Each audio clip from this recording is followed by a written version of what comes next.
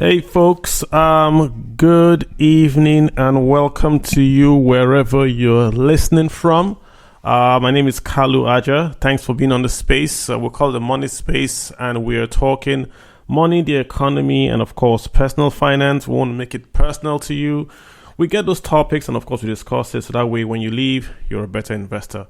Now, this has been a crazy week, like if you're just following the events of the world, it's difficult to keep up. We've got the stuff coming from the US, from the President Trump, lots of stuff happening over there. Also in Nigeria, we have a lot of changes, right? The main thing that happened over the week, which is why I'm doing this topic, is that the budget of Nigeria is out, right? And if you recall, I don't have to do the numbers per se, but the Nigerian government, the president submitted a budget, I think it was 2 months ago. And now, in essence, he has asked the National Assembly to increase the budget. I'm going to give you guys the actual numbers when we get into it. But the point is this. Usually, if you're a household or if you're a family and you already have a deficit budget, which means that, for instance, you're going to spend much more than you are going to make. That's a deficit budget. So that means in Nigeria's case, we were going to spend more than we were going to make. Huge budget deficit. And we're going to finance that budget deficit from borrowing. We're going to borrow locally. We're going to borrow internationally. You see the trends with the Euro bonds, with the dollar bond that we borrow locally in Nigeria, and of course with the normal treasury bills and bonds. So the president submitted a budget and said, listen, we're going to borrow and we're going to spend in the economy. Then he comes back to the National Assembly and says, hold on, National Assembly. We have found more revenues in the Nigerian government. So we're going to get more revenues from the Nigerian Customs and from the Federal Inland Revenue Service. So if you're an investor and you plan to borrow 100 naira to spend, and then you found 50 naira somewhere in your pocket. You didn't know you had the 50 naira, but the 50 naira came. The normal thing to do is to say, wow, now I have 50 naira that I didn't plan for, right? So I'm going to more or less take that 50 naira and not borrow. So instead of borrowing 100 naira, I'm only going to borrow 50 naira. But that's not what the Nigerian government is doing. The Nigerian government is basically saying, no, we found this new money and we're simply going to increase the size of our spending. We're not going to cut down the spending. We're simply going to increase the size of Nigerian spending. And that's the problem that really we have in Nigeria. I've always insisted, Nigeria does not have a revenue problem. When I say that, people say, oh, we have two problems. No. Nigeria doesn't have a revenue problem. Not that we don't need more money. There is no organization or nation on earth that doesn't need more money. The difference is that when you get more money in Nigeria, it's just going to be spent the same way the current existing revenue flows have been spent. It's going to be wasted. I can give you 5 items that will show up in any budget. Number 1, Aso Rock is going to get renovated. Number 2, we're going to buy tires, communication equipment, and drugs for Aso Rock Clinic. Number 3, all the ministries in Nigeria are going to buy newspapers, periodicals, software, and vehicles. This is every single year in the budget. We've got 12 months to do a budget. All they simply do is take last year's budget, adjust for inflation, send it to the budget office. Maybe they add a few new initiatives. This last budget, guys, did not have the largest infrastructure project that this president has passed. So think about it. The president has how many years? 1 year to plan out the 2025 budget. It goes from the president to his ministers to National Assembly, and they missed out the largest infrastructure project, the Lagos to Calabar project. It wasn't the budget. It wasn't there. They say it's a typo. It was Lagos to Port Harcourt, but that's the point. The most consequential infrastructure project that you have in your administration was somehow typoized and wasn't in the budget. There's a lot of waste everywhere. The National Assembly guy, look at the vice president. And guys, it's going to be, I'm going to give my speech and then I want you guys to hop in because we want solutions, right? America is doing Doge. We want solutions. But let me give you my second example. The vice president of Nigeria, the vice president's mansion in Nigeria was completed by the Federal Capital Treasury what are the agency or whatever authority, for about 21 billion. So it was completed. We spent 21 billion. Outcry all over the place that, listen, why are we spending so much money when we don't have enough money to take care of our folks back here? But I was shocked to find out that that building, as we speak, is unoccupied. The VP has still not moved into the building. So you ask yourself, why did we spend 21 billion if it's now completed and it's not in the building?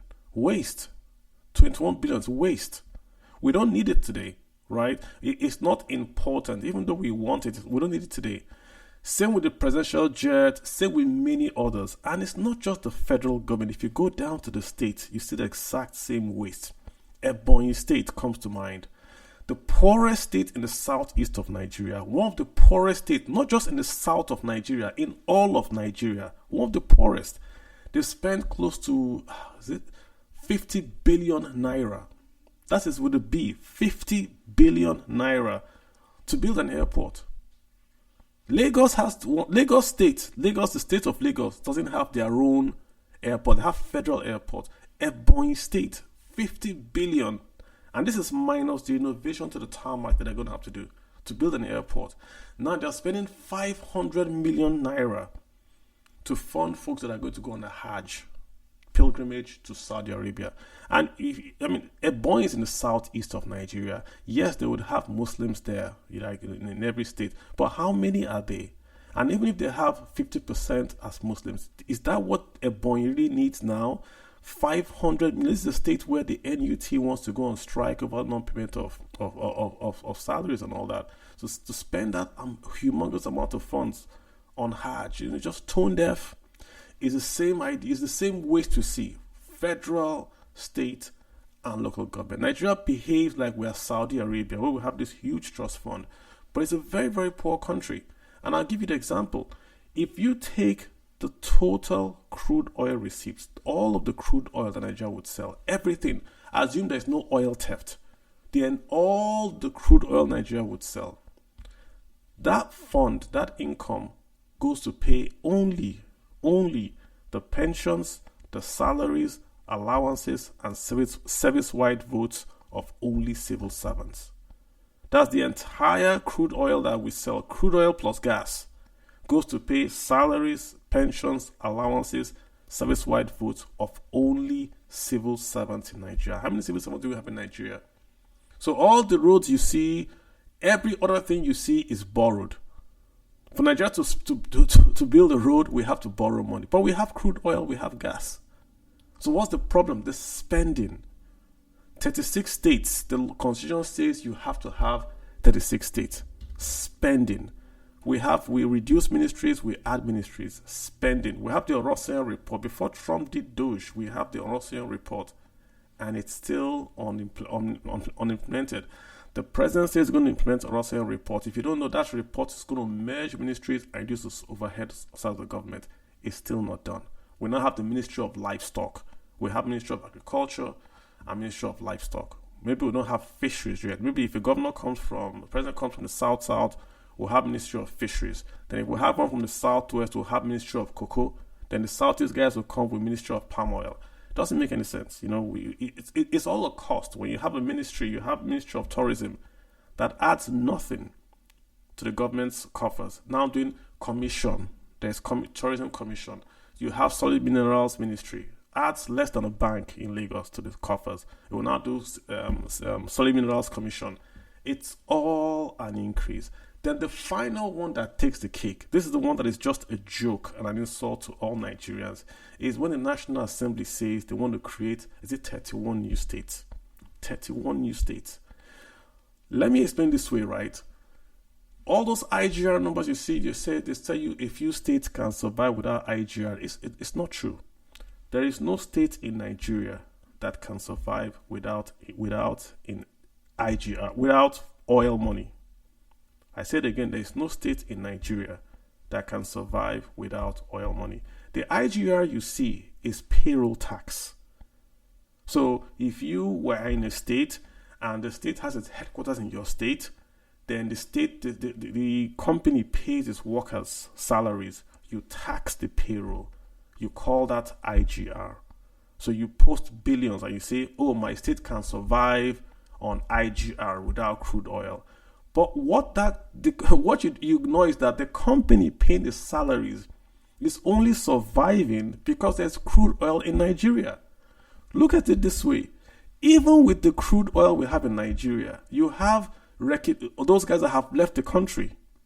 Even with the crude oil, how many international firms that sell internationally branded products are still in Nigeria? Look at how they're struggling. Cadbury, Nestle are still here, struggling. Unilever are still here, struggling. Many have gone. I don't want to call names of folks that have gone. Why? Because there is no consumption. The purchasing power of Nigerians is very, very, very, very low. So no state in Nigeria today can survive without the revenues we get from crude oil. And the annoying part of it, crude oil is less than 10% of Nigeria's GDP. The largest contributor of wealth to Nigeria is not crude oil, but the largest contributor of effect to Nigeria is crude oil. For 60 or so years, since 1960, Nigeria has not diversified her revenue source. We have kept crude oil generating 90% of FX. So if anything happens to crude oil, if crude oil goes to 50 naira, $50 a barrel, all states in Nigeria will go broke. IGR or no IGR. Payroll tax is not diversification. You are simply taxing payrolls. When we're talking about diversification, we're talking about what Cross River tried to do with TINAPA. If TINAPA had worked, you would have seen a state in Nigeria diversify its economic base completely to go from FARC to tourism, trade, and commerce. That's diversification. That's IGR. It's not payroll tax. So the issue is not if you have a IGR, it's what's making up that IGR. So that's the point, guys, I want to make. I said, if you want to rant, you can rant. If you want to give a suggestion, you can. But the trajectory of Nigeria is that we have built an economy today that is supposed to be the largest in West Africa. We used to be the largest in Africa. But we have one weakness, crude oil. Should anything happen to crude oil, the Nigerian economy will stop functioning, irrespective of IGR, irrespective of diaspora. And that is just a huge risk. And the problem is exacerbated because we have wasteful spending. Olumide, I'm done, man. I've taken about 15 minutes to just talk through about Nigeria's situation. For an investor, Olumide, if you are investing in Nigeria, is this not a risk to you that you are buying bonds, you are buying equities in an economy where if crude oil prices just goes $20 down, you are wiped out? What's your take, Olumide? I'm sorry if I set you up with that question, but yeah, what's your take? You didn't set me up. I listened to your disposition, and I can't agree less.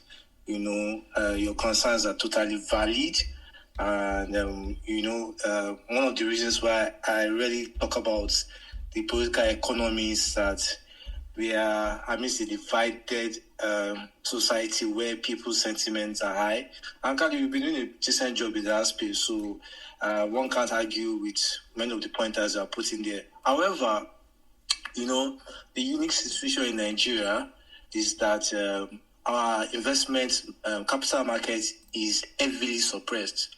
So, for example, the companies you mentioned, if you look at stock appreciation in the last 6 weeks, they've been doing so well. Cadbury, Fitting, and the reason is simple because we are seeing change dynamics in our market.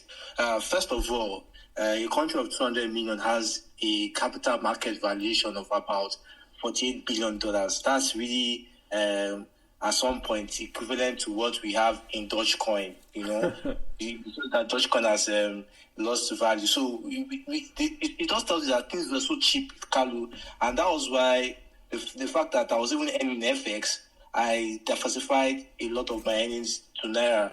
And the reasons were not far-fetched. First, I looked at it from the short-term perspective that so many opportunities were abound in Nigeria. I look at the stability of the Naira in the short term has helped. and treasury bills, the yields coming from treasury bills, is coming down. So the bet is that if Nigerian stock market at this level, despite the bullish run, has kind of triggered local participation, if we can get in FPIs, because the problem we're having right now is that every stocks like Nestle is a stock that when FPIs are in, the stock easily breaks to 1,003 to 1,005. But local participation shows that retail investors prefer this penny or stocks that they can easily swap, like banking stocks. So, yeah, I totally agree with you. The fiscal side is totally, for me, one thing I find very funny, to be honest with you, and I try not to be political because, I'm not a member of the ruling party, and I'm not a supporter of the ruling party. But you see, Kalu, the mistake we had, whether we want to give President Buhari the credit for Dangote refinery, we could see that this present political party, there's been a downturn in fiscal discipline. And, I've been hearing different arguments that we are coming from an era where corruption, there was corruption, nobody's disputing that, but the inefficiency of our institutions has really shown. And the fact that we are not united, this is the first time in a while where you see sectionalism really going high. I remember one of the things that made me so happy about 1999 election when Obasanjo came to power. You saw that he won Ojuku even in the East. So you said that the unity. And till today, if you ask me, some of the ministers like Kemachikwe, for example, she's one of my favorite ministers. And because what she did in the aviation ministry at that time is child's play to what Festus Keyamo is doing right now. So you see, there was unity in that space. But right now, people judge your comments by your name. People judge your comments by your antecedent. People judge your comments in suspect. So we really need a system where efficiency, nationalism will really take root. But, Kalu, having said all those things, I'm betting on Nigerian businessmen. And, I think so far it has worked. But all the things you said, they are long-term risk. Okay, let me ask you this. You made a mention that Nigerians are buying the penny stocks and the FPIs are buying maybe the Nestle, the big one stocks. Are we buying penny stocks because that's what we can afford? Is it that the Nigerian investor is so consumption poor that we look at penny stocks, the insurance guys, as the way to invest because we just can afford them, not because they are the best in terms of return on equity? Is that what's going on? Just asking. You're totally right, and that's part of the picture. So, you have to understand the behavioral culture of Nigerians. So these stocks usually they are not very liquid, to be honest. Like someone was talking about Girigu on my timeline and the fact that he couldn't sell out. So sometimes the behavioral patterns of some of these stocks also is a problem. People don't know how to really liquidate some of these top stocks. The other thing is that, like you said, disposable income is very weak. There was a time when, let me mention some brokers like Stanbic Cardinal Stone, because I use all these brokers and I use at least 5. And the reason why I use these 5 is that I try to understand their other book. I try to see price efficiency. I try to see the characteristics of that market. So there was a time, Kalu, if you want to open an account with these guys, you must have a minimum of 1 million naira.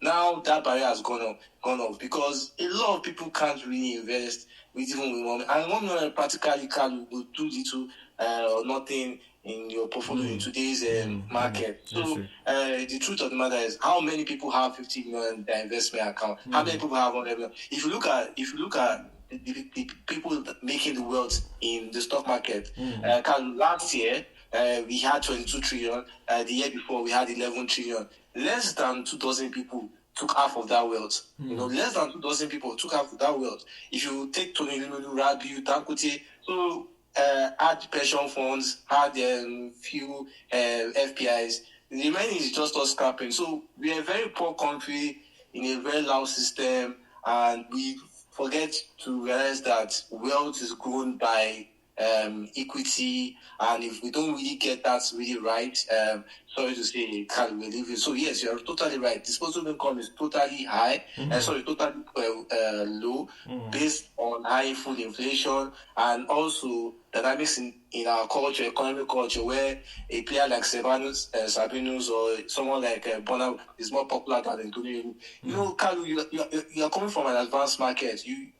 Almost all Americans know Elon Musk. You know, almost all Americans know Bill Gates. Almost all, but it's not the same in Nigeria. You know, I tried to do a survey with some young people in Nigeria and I asked, do you know Tony Limit? Was like, what's that? What's that? Tony Limit. They don't know. But if you ask them what is happening, they can even tell you his body language. So we have an economic cultural problem, Carlo. So it's a long thing. And I told someone yesterday on the space, I said, at least, Carl, you've been consistent for years on space financial matters. How many people come to this space? How many people come? Because people say there's no awareness, but we do a lot on awareness. How many people? But trust me, when you have social distractions, comedy, insults, political jargons, you see thousands of people. So we need to also wake up culturally. We have that cultural problem. I see. And only with a great call. I want to bring someone else in, but let me just give you guys the numbers, why this is important for us, right? So the budget that President Tinubu presented to the National Assembly was let me get the exact number, was 49 trillion, right? 49 trillion.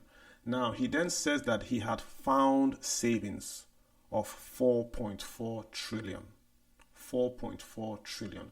So what he's saying is that from the increase in revenues, he had already cut 10% of the budget deficit if he had not increased it. So his initial budget was about 49 trillion. Then he found 4.4 trillion from the FIRS, from customs, and 1.8 trillion from storage. So 4.4 trillion. So if he had simply put the 4.4 trillion back into the budget, his budget deficit, which was planned at about 3.89 of GDP, would have gone down. He was going to borrow 13 trillion.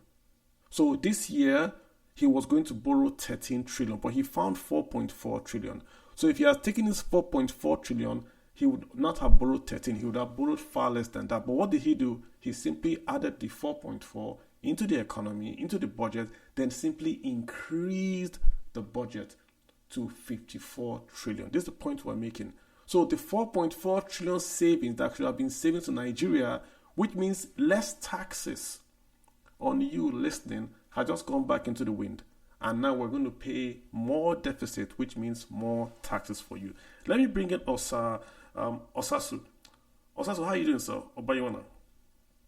Hello, Kalu. How are you? I'm doing very well, sir. Doing very well. Yeah. What's your take on what's going on? I mean, are you? I don't want to make it just federal government, but Nigeria really has got a spending problem. It's not revenues, because we've gotten the revenues, 4.4 trillion extra revenues. But what did we do? We doubled the spending. So what's your take, sir? It's not rocket science. I know I keep on saying this all the time, but in order to resolve our economic issues, we can't do it without solving the political issues. Because why do we have a spending problem? We have a spending problem because those who are responsible for our budgets inflate our budgets. I mean, I'm sure in the last few weeks you would have read, anyone who reads budget, who follows what budget does and what EIE does, would your mouth will just fall to the floor with what is contained in the budgets of some organizations, things that are totally unrelated to what they are doing. Amounts that are just incredulous. And all these things are put there. And as you pointed out, these things are being done year after year after year. You live in the US. The vice president of the country lives at the observatory. They maintain the building year after year after year. So anyone who goes into the building, just as J.D. Vance went in there after Kamala Harris had to leave, is never going to meet the building in a state of disrepair because it's maintained all the time. And the same thing applies to the VP's residence in Nigeria. They maintain it year after year after year. It's not neglected. It's never left to rot. So when they now tell us that they spent 21 billion on having to renovate it, what exactly were they doing when somebody has been living there for the last 8 years and they have to maintain it to make sure that it's of good standard? So we have to deal with the issue of our National Assembly. We cannot solve the problem of spending regarding our national budget if we don't deal with the National Assembly. We cannot deal with the problem of spending if our central bank is not responsible in the way it manages the monetary policy. Our central bank governor technically is supposed to be independent. He's supposed to be able to take decisions that are totally independent of the political class. But we know in Nigeria that's not the case. A central bank governor that pisses off the president will be fired. That's true. So where is the financial independence for the central bank to act properly? There is none. So we need to deal with these problems, because you went on a 15-minute rant, a justified rant about the problems we're having. If we don't have an inflow of investment, but we're having an outflow, that's a message it is telling us that the rest of the world does not have confidence in the management of the economy.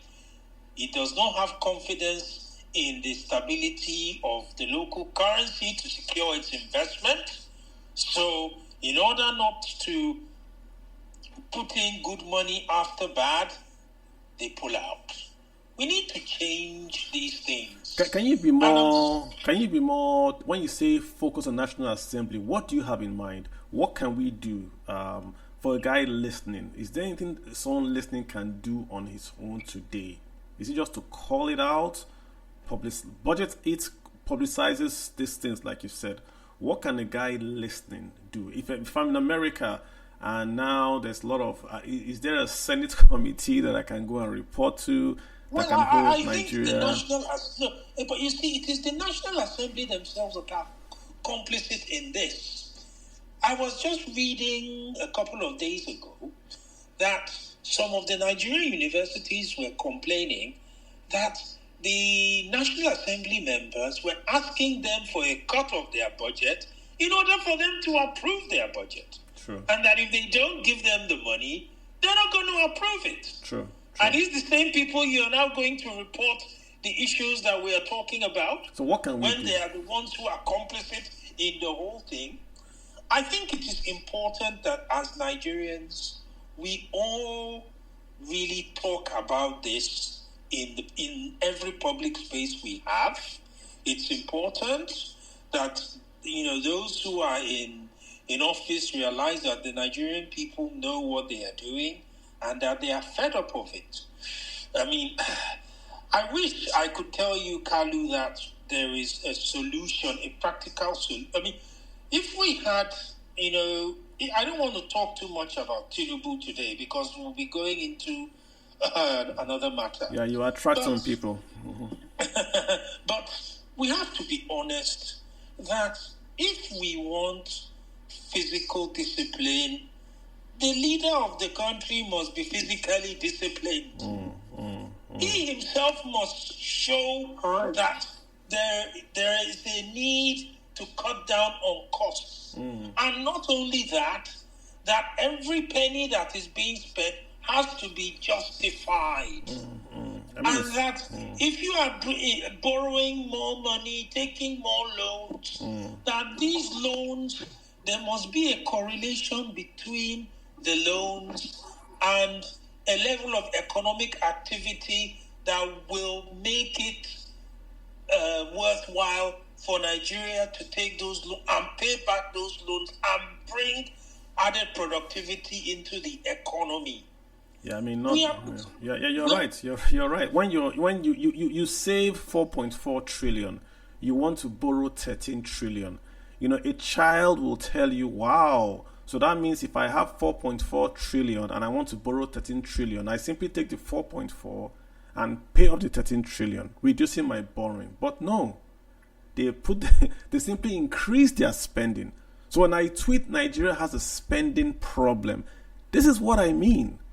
This is what I mean. You God has given you the 4.4 trillion, but instead of you cutting down, I you was still mentioning spend. something earlier. Look, Dangote has set up a refinery which, in one fell swoop, should solve True. Nigeria's problems concerning petrol. True. Okay? Now, a serious government knew and I'm not, when I say government, I'm not just talking about the present government, I'm talking of the government as a continuum. It knew for the last 5 or 6 years that this refinery was going to come on stream. They knew. Any sensible government would have said, okay, this refinery would need 650,000 barrels of oil a day in order to meet its optimum production targets. How much of that can we afford to give them? Do we give them all of it?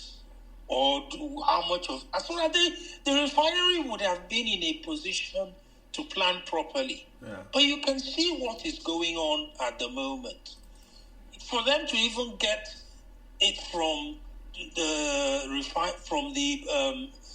oil companies, they were demanding for a $6 premium on our own crude to give it to him before they now started talking of, okay, we are going to denominate the sales in Naira and all of that, and still he's not getting it. The same government decided years ago, okay, we will take a 20% stake in the refinery. You take a 20% stake in a refinery that will be a world-class refinery that can export refined products all over the world. Would the Nigerian Treasury not be receiving annual dividends from the refinery after putting in 20%? But instead of them paying for the 20%, they didn't. They still left it at 7.5%. Yeah.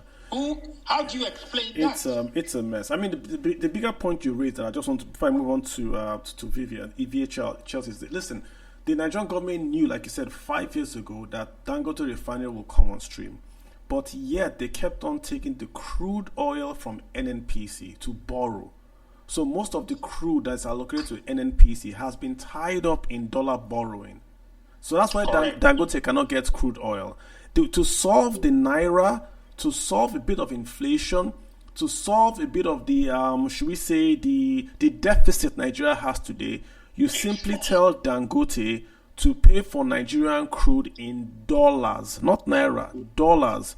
You give Dangote the crude in dollars. Only they give him the crude in dollars. Dangote will refine that crude and sell to Nigerians in Naira. How would he pay back? His crude oil, he can refine into byproduct and export and get his Naira to pay back NNPC. He shouldn't be paying in Naira for anything. Yeah, but let me just bring in a few nuggets before the next speaker. So, first of all, we've seen stability in the Naira because we are more reliant on FPIs. You know, we usually stick with crude oil and FFM. But the reality is that latest data have shown that most investors that are coming to Nigeria are investing because of our treasury bills. That is not sustainable, but that's on the short term. And also, if you look at the fact that the oil price data shows that all imports in Nigeria has dropped by at least a fifth in the last 3 months. That's positive for FX economy because if you look at data, most of our FX obligations from the import side is on petrol. So, relatively, Dangote is net positive, short, mid, long term. But you see, one of the things this government has done that we look at it from a market perspective side is that the reason why they had no choice then was that they could not take those reforms that me and you were shouting on then. The FX was subsidized. there's going to be payment for that. People have forgotten that. We were subsidizing FX when we're not producing anything. There was a time CBN was not getting any FX. So we must cry for that first. When you want to, you see, the issue about, economy is that this continuity doesn't work in isolation.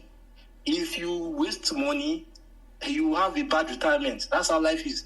That's why people that enjoy their retirement age, they've made sacrifices, they saved, they put their funds in different things, they did investment. But we didn't do that. So, that's the price we're paying now. Okay, but, before you go, let me... Go ahead. The federal government, but the problem I have with this budget, is that, last year, if you look at the 9 months they released from the ones released, and you look at debt management office, you will see that they're setting with implementation. The federal ministry have done better than the norm.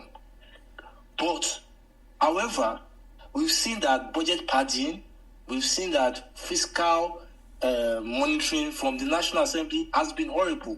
Budget IT has released so many data reports that shows that you budget a school will budget 100 billion for war. You see Space Center saying they want to do bombs.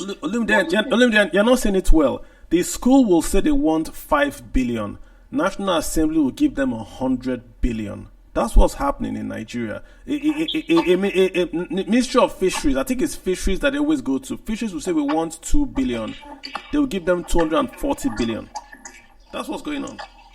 Yeah, because that's where they get the cut from. Exactly. That's where they get, exactly. That's what's going on.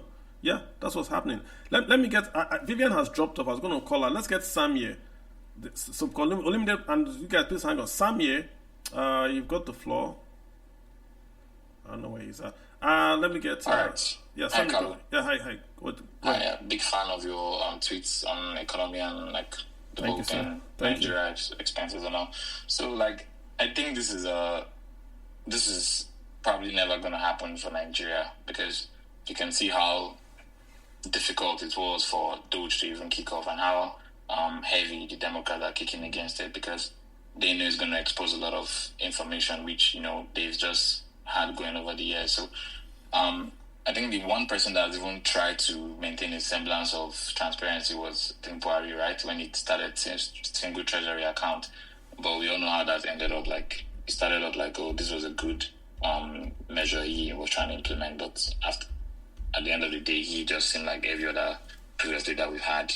Still the same corruption, still the same going in circles and back to square one. So if transparency isn't sought after from the local areas, coming back from local government, state, and then to the presidency and the whole country as a whole, I don't even see how we are so not there.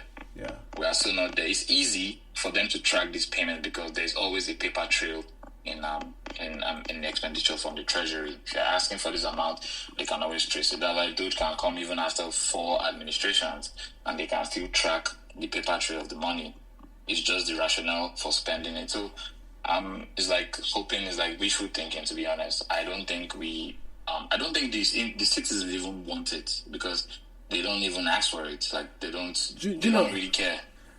And Sam, it might shock people, but when I've been really following this whole Doge thingy in America, the Nigerian public finances, the way we account for public finances in Nigeria, honestly, it looks like it's better than what the Americans are doing. Let me give you an example. Once the Americans approve an appropriation, then it must be paid, even if the person is dead or the program has stopped. So once it's appropriated, if they say 12 billion is going to be appropriated for Abia State, and the state of Abia is no longer in existence, or the state of Abia it must be paid. Number one. Number two, they have no voucher. There's no number on a voucher. So what I mean is this: if you appropriate money for Department of Energy for a project, that money is given out, but there's no tracking number. You know how TSA, if you go and do contract with federal government, they'll tell you it is this. They'll put the budget number, i.e. a 155. They link that appropriation back to the line item. When you pick Nigerian budget, you see line items, money for head office, computer. That line item is what shows up on your contract. That's how budget it is able to say, okay, we are tracking this line item and we could not find it. They don't have it in America. They don't. So once it's appropriate, that's the fight you are seeing is between, there's something in America called impoundment. Before Nixon, when Congress appropriates, just like in Nigeria, Congress would appropriate, then the president will spend. So Congress will pass the budget, just like same thing in Nigeria. Then the president, which is the executive, will spend. So like in Nigeria, Congress, National Assembly will say, we're going to build Lagos to Calabar Road. They appropriate money. But it is left to the president to then go and spend that money on the road. Not in America. In America, they have what they call impoundment, where once Congress appropriates that money, even the president cannot stop it. All the president can do is say he will not do it, but the money will go out. So the money will go out to Julius Berger, or whether the president likes it or not, then Berger will just wait for the president to come. That's the fight you are seeing, really, that these guys are going against.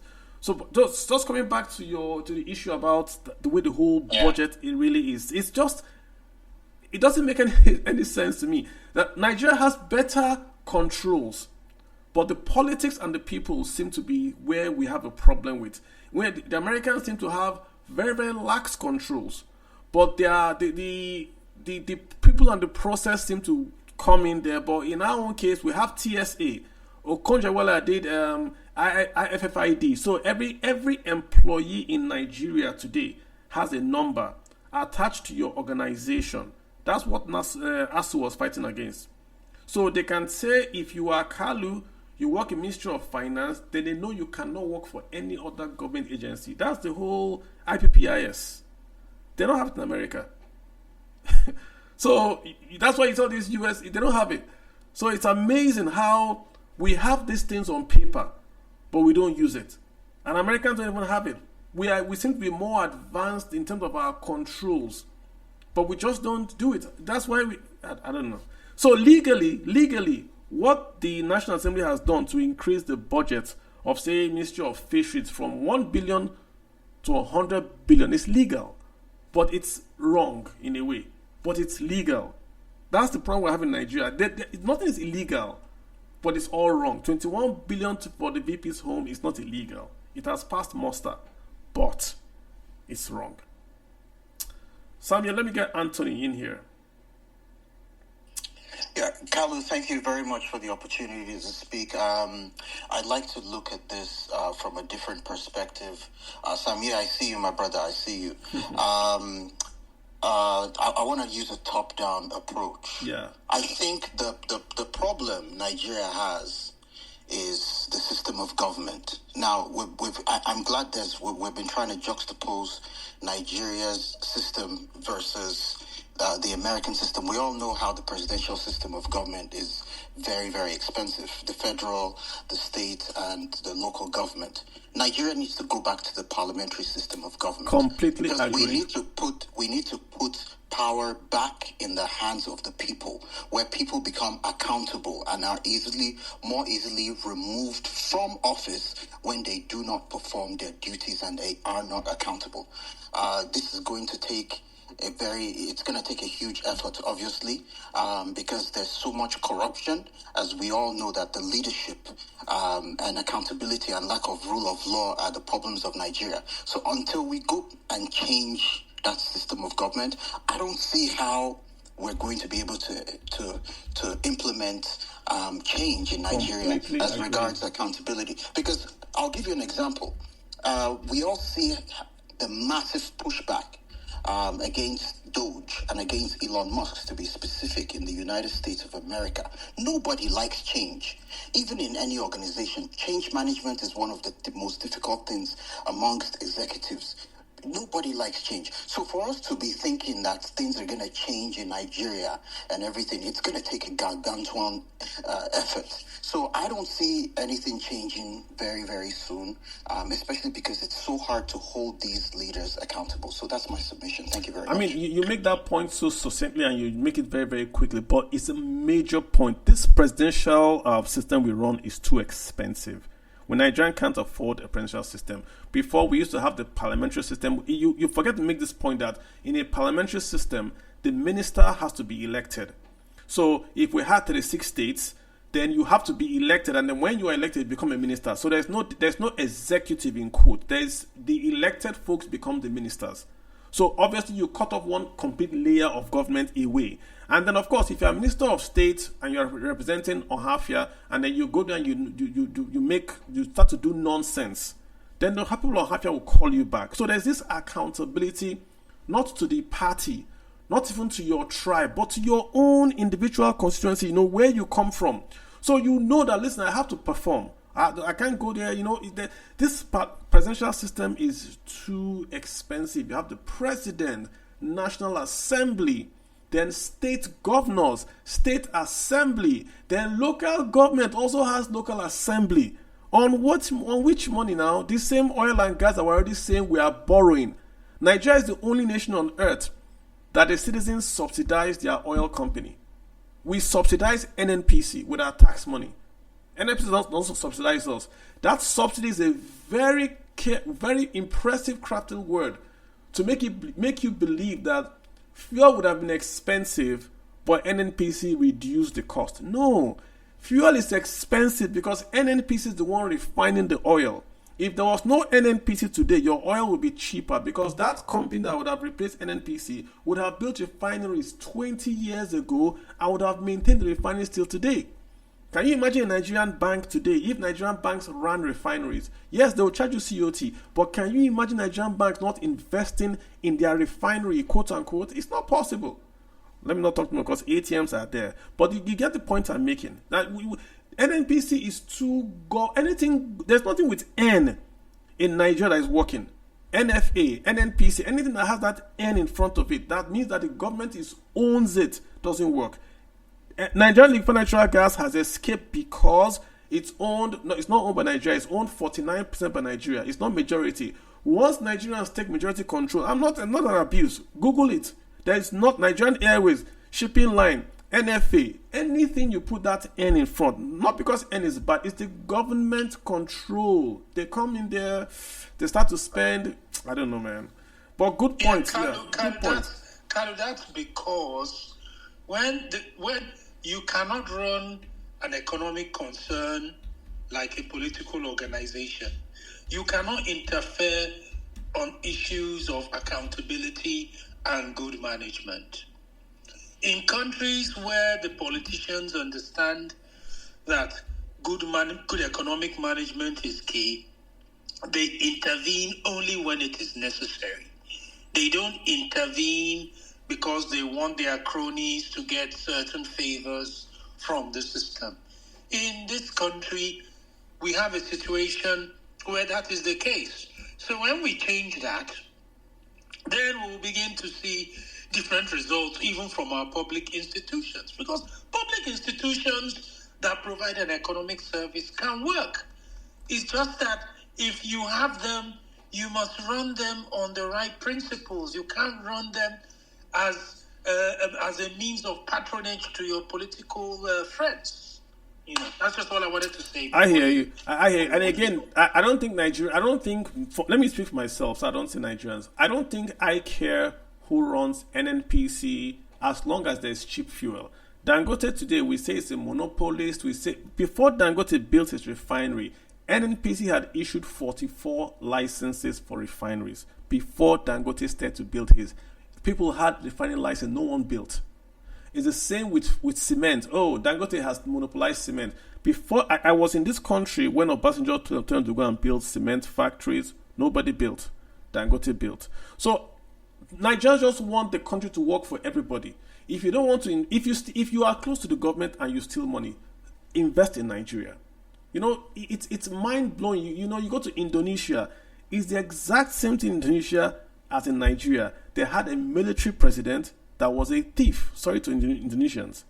The Suharto family returned billions, but the same Suharto family invested in an Indonesian car, built infrastructure all across Indonesia that today the country is riding on.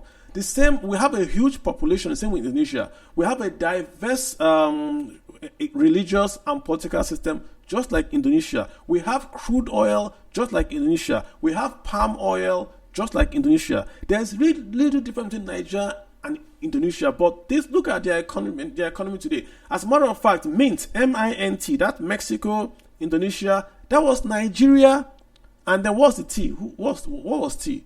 What was T? M-I-N-T. What was T? I forget what T was. Who knows what T was? Mexico, Indonesia, Turkey was Turkey. Now we've dropped off. Those countries have moved on, and we've dropped off. So good point, Elijah. Let's get Elijah Sultan. Elijah, how you doing?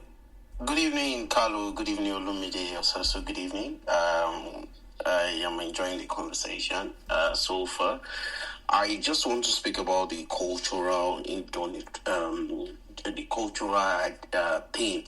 about Nigerians, that they see political offices as a point to go and steal public funds.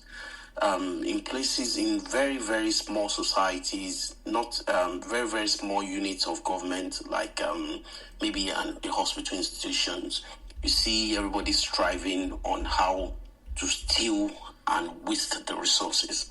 So because Nigerians themselves, even the ones in power, they have chosen or selected from in the midst of Nigerians generally. So an average Nigerian have this thing that whenever I have access to funds that belongs to the government, let me steal everything. And he's accepted by the Nigerian society.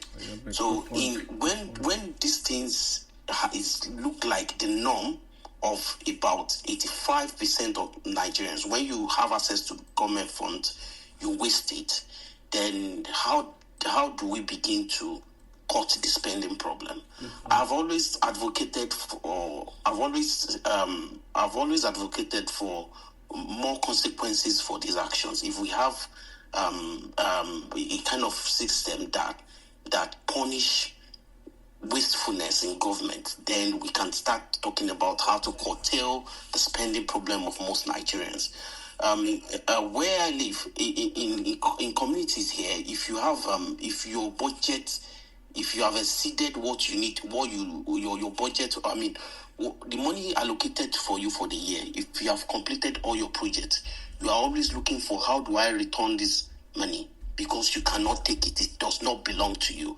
But back home, they would not even do the project. They would steal the money and delay the project. So every Nigerian, even as far back as when we're in student government back in those days, when you immediately become a student government leader of a university, your peers are expecting you to do large amount of celebrations for them, despite the fact that it's student money. So an average Nigerian believes that government money is to be wasted, is to build houses.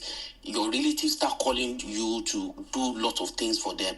So the cultural thing of wastefulness, it identifies with a lot of Nigerians. That is why you see them make money hurriedly and become broke in a certain number of days. So if there were consequences to wasting government funds, if these people do not keep getting away with what the loot or how they are wasting resources, maybe we can have a better chance of curtailing the spending problem. When you account for every kobo that you spend. There's a trend in state government houses. When a governor comes in today, he will renovate the building. When another governor comes in today, he will do something similar, a similar project. That is why they approve projects and a lot of time. So they don't see it as crime. They see that when you get away from government, you can negotiate and say, this is the amount I have stolen, but I can pay back 25% and I'll keep the rest. So, and as long as they keep getting away with that, an average Nigerian will see it as an avenue to go and exploit and steal and waste government resources. Thank you. I think good point again, the cultural side that you brought up. Once someone enters the government, he goes to his church, he does Thanksgiving, nobody asks any question. He goes from his BQ to a 10-bedroom mansion in his village. They'll say, a priest will go there and bless the house. his kids all move abroad. We say, wow, his kids will go on Instagram. Wow, I want to be like these guys. They're enjoying. Nobody asks any questions. In Nigeria, your gates man can become a governor in 2 years. Your gates man. And people will say, wow, he was in the trenches. Nobody asks any questions. So you make a great point, really. You make a good point that, we have to ask questions. We have to hold people to account. Where's this money coming from? It's my money, someone's kids. I was in the UK once. I was in a UK university to visit someone. And a governor, I won't call the governor, I don't want to be sued. The governor came to the university at night, this was at night. And this guy was sharing £100 notes to everyone in the dormitory. £100 note. He was giving them, to everyone there. Yeah, in the UK. I can give you the town, but I don't want to know. A governor. And everyone was, wow, they had not seen that money in their life before. He was doing it. And there are many examples. Go on social media. You see kids going to buy Fendi, Gucci with your own money. And everybody's like, wow, these kids are enjoying. It's your money. You can't oppress me with my money. But that's what Nigerian politicians are doing. They are oppressing you with your own money. And then you praise them. Wow, I want to have a private jet like this guy. It's crazy. Mr. Vesey, how are you doing, sir? Thank you, sir. Thank you, Elijah. Mr. Vesey, you've got the floor. Anthony, please go ahead, Anthony. I hope you guys can hear me. Anthony? Yeah, we can. You can't. Vesey, Mr. Vesey, you've got the floor. Please go ahead. Both of you can hear me. Let me bring you back to the markets. Back to this budget deficit. So if we're going to borrow 13 trillion, what does that do to interest rates in Nigeria? It's going to go up, it's going to come down, because the market already knows that we're going to have to come and borrow, and we're going to borrow more. You said the dollar has sort of stabilized. Does that push rates up a bit? Does it bring rates down a bit? What should I do? I think it's kind of tight, to be honest with you. You notice that the CBN surprisingly postponed the MPC meeting, and some of the excuse was that inflation data is not ready.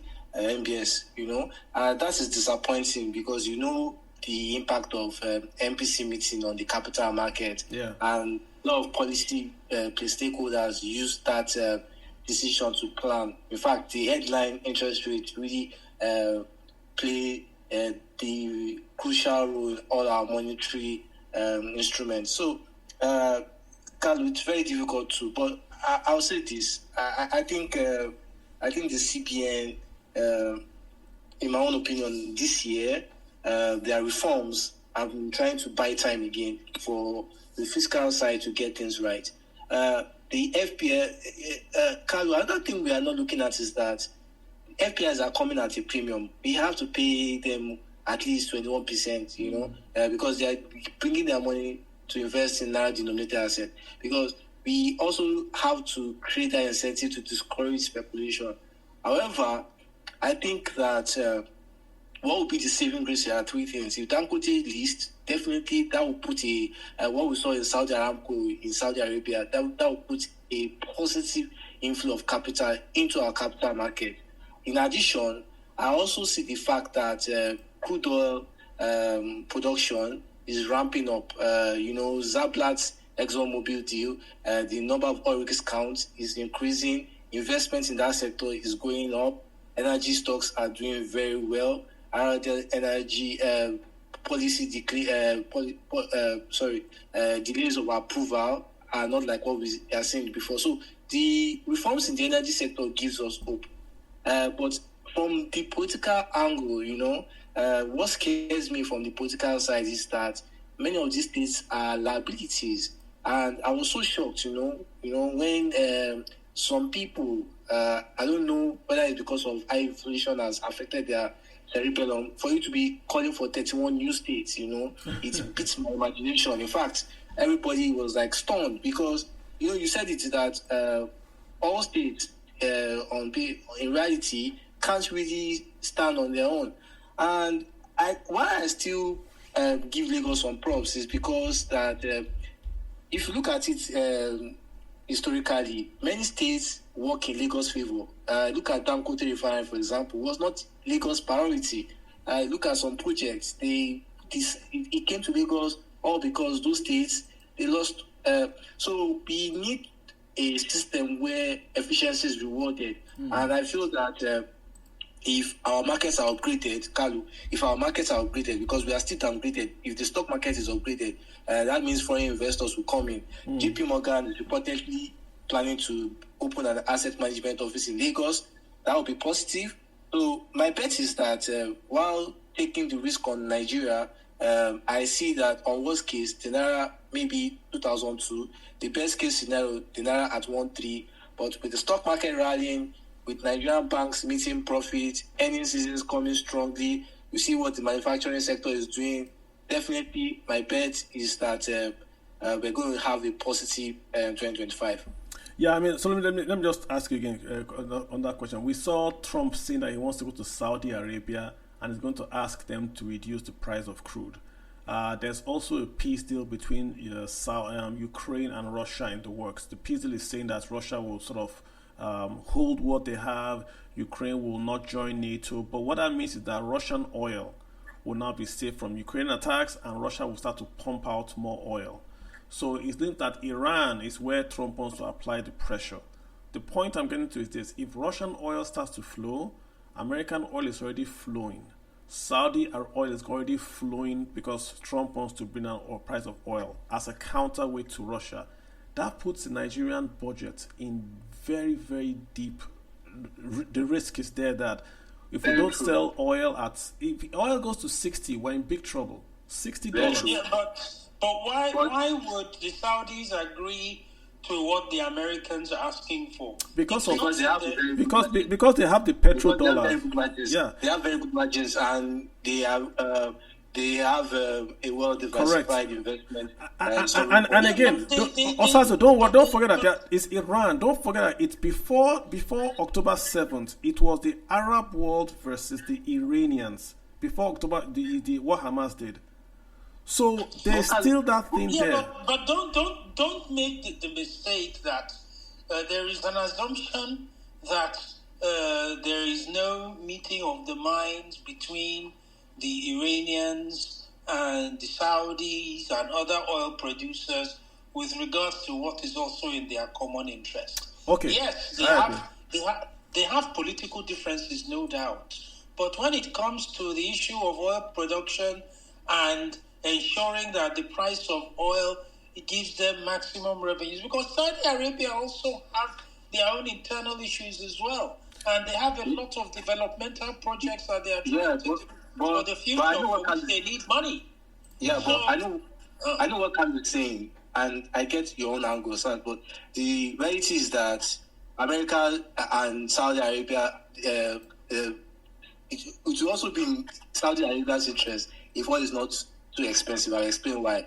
Because what Kalu is really saying is smart, because if you understand the fact that the United States is the leading producer of oil, and also the fact that when oil is expensive, shale production becomes attractive. And shale oil production is big in America. And that was why, if you remember, some years back, Saudi Arabia tried to keep oil at lower levels because they wanted to make shale production cap. However, for Nigeria, I think it's going to be a win, Carlo, because in the long run, and I'll explain why. Materially, it looks like a negative scenario because naturally, crude oil is our major export area. But in reality, Nigeria is not really a big player in crude oil exports again. And the fact that we also have Dangote Refinery bringing out exports in refined, we expect decent margins. And also, the composition of Nigerian crude still makes it more attractive. You look at WTI, for example, is selling $10 less than Brent crude. Nigeria's crude is $3 to $5 higher than Brent crude. So it will really take a lot. And I don't see it happening this year where the Iranians will sit with President Trump on the table. Because my strategy is that, President Trump's strategy is that he wants to bring a lot of people to the table. He's already working on that. it's working. But in reality, is that these things don't happen in days. All is a very sensitive commodity, and it moves with seasons and a lot of fundamentals. So a stronger dollar, for example, will cap oil prices, but at the same time, it might boost Nigeria's margin. So yeah, Carlo, it's a very debatable thing. But what a lot of people are betting on is that the fact that Dangote is already bringing in about 12 million barrels of crude, American crude, it means that it can distillate cheaper margins. Yeah. It can export decent margins. We have fertilizer exports already on ground. The fact that Zeblat is already kicking out these his fields around ExxonMobil.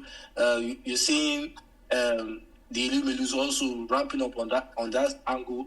You see the Transpower Gerugu taking advantage of the fact that AFDP, African Development Bank, is giving the federal government billions of dollars to develop electricity. So, Kalu, this year we expect FX liquidity to improve, all things normal. But the risk for Nigeria is the implementation and how these things are done. That's where I see the problem. Because if Dangote refinery, for example, if Dangote is listed this year, for example, I can bet it with you that at least $2 billion will come in from the outside world. A lot of investors from the terminal to High Street to Main Street to Mayfair, all they want is they want to get a mark on Dangote refinery. So, I think Dangote will play a very huge role on FX. But remember, Dangote can just do private placement to those big boys. The money comes to him directly and not to Nigeria. But just putting that aside, right? I read the Treasury Secretary, Mr. Scott Bassett, said they have three main goals. So one of those goals is 3 million new barrels of crude pumped out. 3 million. Nigeria is still struggling with 1.6, 1.8. So the US wants to add the total production that Nigeria is making. This is US not in OPEC. I know oil markets are like substitution. If Russia takes over India, because now the Russians are taking over the Indian market because of discounted crude, then Nigeria has got to go to a new market to then look for ways to sell its own crude. So it's like we keep on displacing ourselves. Russia has left Europe. It's going to India. Then Nigeria will now go to Europe to cover the US, the Russians leaving.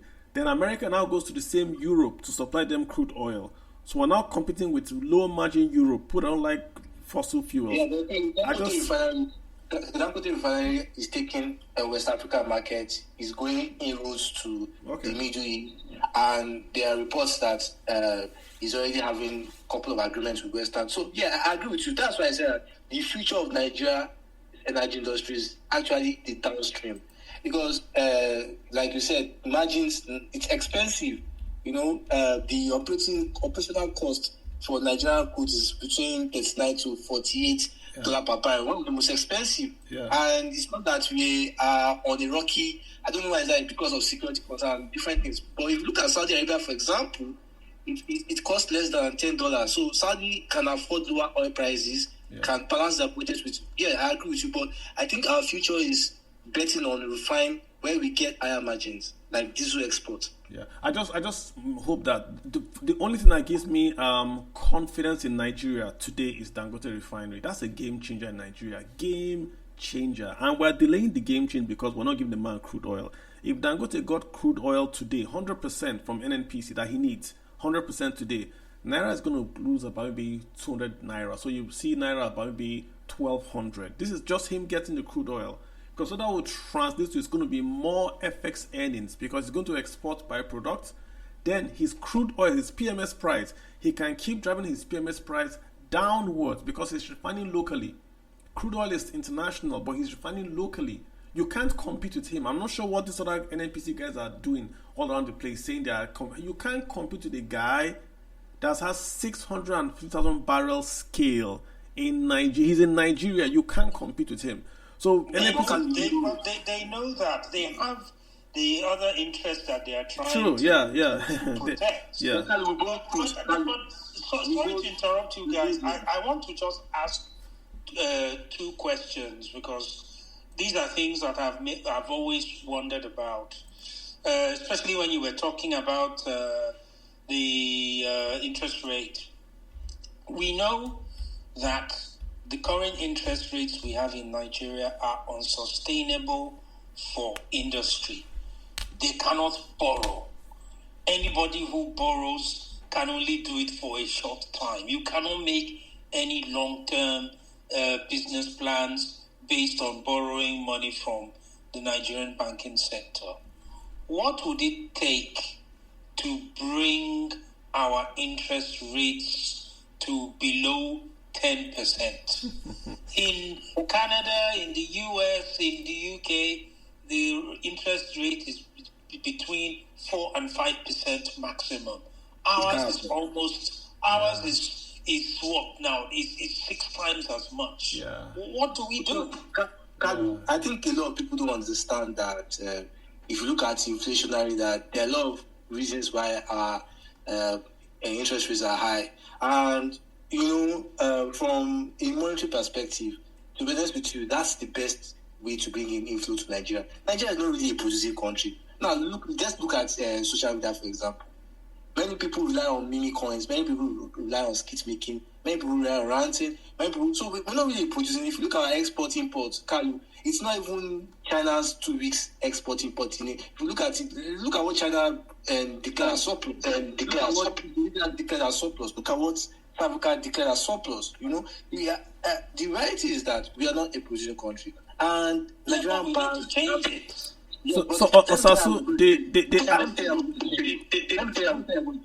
Nigerian banks, for example, they are integral to our economy, and they are also answerable to CBN.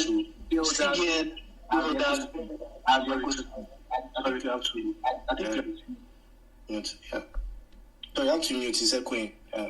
So the reason is that if our banks, for example, they have to be creative. The reason why our banks are bringing in stellar profits is not because the real sector is working. It's because they are now heavily reliant on treasury management, where they have to do investments like Goldman Sachs, Morgan Stanley. A bank like Access, for example, is already diversifying, opening in different African countries because they want to have less pressure on the Nigerian economy. So while you're talking about that, it's not the job of banks to fix the real sector. Because a lot of people will say, why are banks making so much money and this and that? The reality is that banks have to be creative, and we have the best brains in our industry managing that system. For the federal government to really make our system productive, you first have to fix the culture.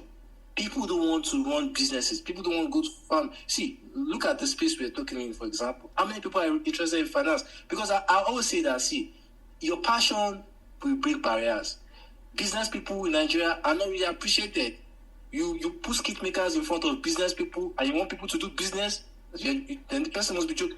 Tony Lumino has 7 listed business. Hold on. Tony Lumino has 7 listed business in Nigerian stock market. He's not yet a billionaire, and all his businesses are profitable. 4 of the stocks, because I'm heavily exposed to his stocks, are at all-time high. Do you know how much he's making for investors? But still, Nigerians are so poor that they can't take advantage of that. If you invested in Tony Lumino 3-4 years ago, you would have been a big boy by now. Because, see, Transcorp Hotel, for example, we did 1,000 in 2 years. But how many Nigerians can take advantage of these things? So it's not that we don't have bright people, but these bright people are not heard.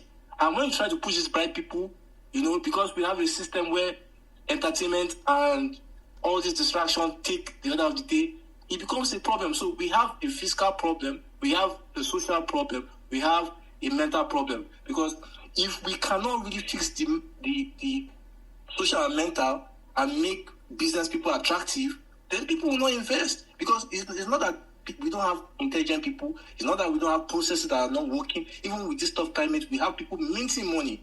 That's why I keep shouting that, see, follow these rich guys. Yes, It's not perfect, but these rich guys have found a way to break even in this market. You can be part of this. So I think the solution is, personally for me, I think the solution is within. We have to change the culture. We have to push in successful people forward. we have to while we are pressurizing government, we also need to fix ourselves. Because everyone help those who help themselves. As you lay on bed, you lie on it. You cannot be criticizing government and be lying on the bed, not doing anything, not learning. Because look at the blockchain, look at IT. Many Nigerians are self-taught. Many Nigerians that. Yeah, but I just want to point out something. I don't know how far your memory goes back with regards to now how Nigeria has been. If you go back to the late 1960s and the 1970s up to the mid 1980s, there was an industrial sector in Nigeria that was growing. It was producing, things were being made, different things were being made. These industries were employing people, and if we had continued to develop that industrial sector, then it would have brought about an increase in the size of the economy. It would have helped to increase the purchasing power of people who are earning from the manufacturing sector. But when our Naira collapsed in the mid-80s, all these industries crashed. Okay, most of them crashed. Also, for those listening, let me give you the academic answer for those listening, right? So, interest rate is the cost of money. When you go to buy meat pie, you pay money. That's the cost of the meat pie. When you go to a bank, you buy money. You pay interest as the cost of that money. Now, inflation, right? If you look at the very, very basic definition of inflation, it's too much money in the economy. I'll be chasing too few goods. That's a very, very basic definition that we all know. So what's going on is that in Nigeria today, there's just a lot of Naira. We printed 23 trillion, then we have all this budget, we have a lot of money in circulation, but there's no production, there's no productivity. Most of the SMEs have closed down because there's no power to power the industries, right? So what you then see is that 1 million today was not what 1 million was 10 years ago. Today, correct. 1 million is so now all that 1 million is around. What does the CBN do? The CBNs, all central banks in the world were created to fight inflation, all of them. The rest they do is Jara. From America to UK to Nigeria, they are all created to fight inflation. How do you fight inflation? Remember what's our definition of inflation? Too much money in the economy. So you remove the economy, the money in the economy. How do you remove the money in the economy? You go to the banks, or you tell the banks that I'm going to lend you, but I'll lend you money at 23%. That's the MPR. That's the MPR, monetary policy rate, 23%. Once you put your rate at 23%, no bank will go below you because it doesn't make any sense. Why would they lend you cheaper than where they're going to borrow from? So interest rates now sort of move up. So when interest rates move up, all of you now rush to PiggyVest, who rush to all your banks, and you put money in PiggyVest and the rest because you want to earn a higher interest rate. So CBN mops up money from the economy into all these outlets because it raises interest rates. But by raising those interest rates, SMEs cannot borrow. You see the problem? So to fight inflation, you have to raise interest rates. But when you raise interest rates, SMEs cannot borrow. So in economics, there's no right or wrong answer. It gives you choices. Nigeria has got two choices. Nigeria can say, we want to fight inflation. So we're going to raise rates, kill inflation, then pursue growth. The problem in Nigeria is that what causes inflation is not this money in circulation.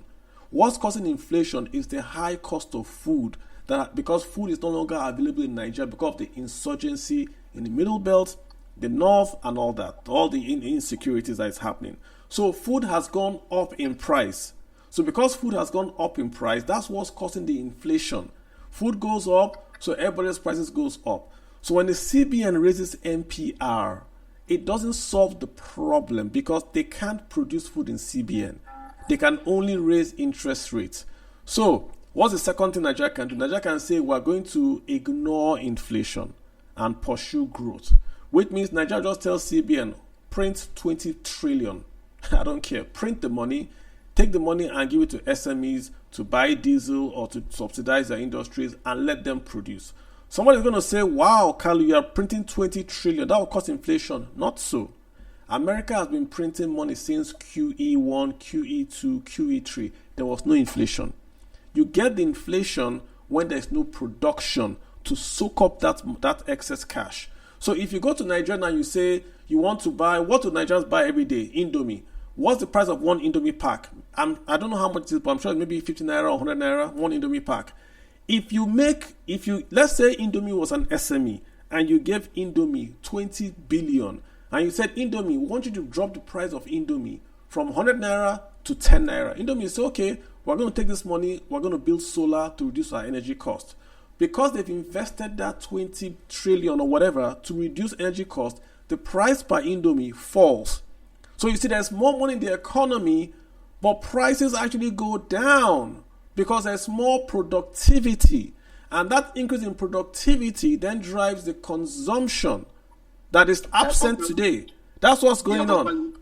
Because America is the reserve. America is. It doesn't matter. It matters anywhere.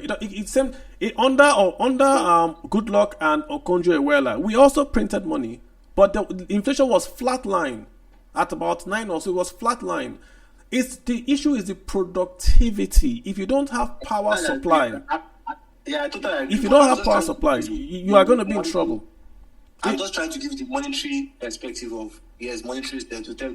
Like if you look at Elon Musk now, the argument is that excessive spending is also inflation bound.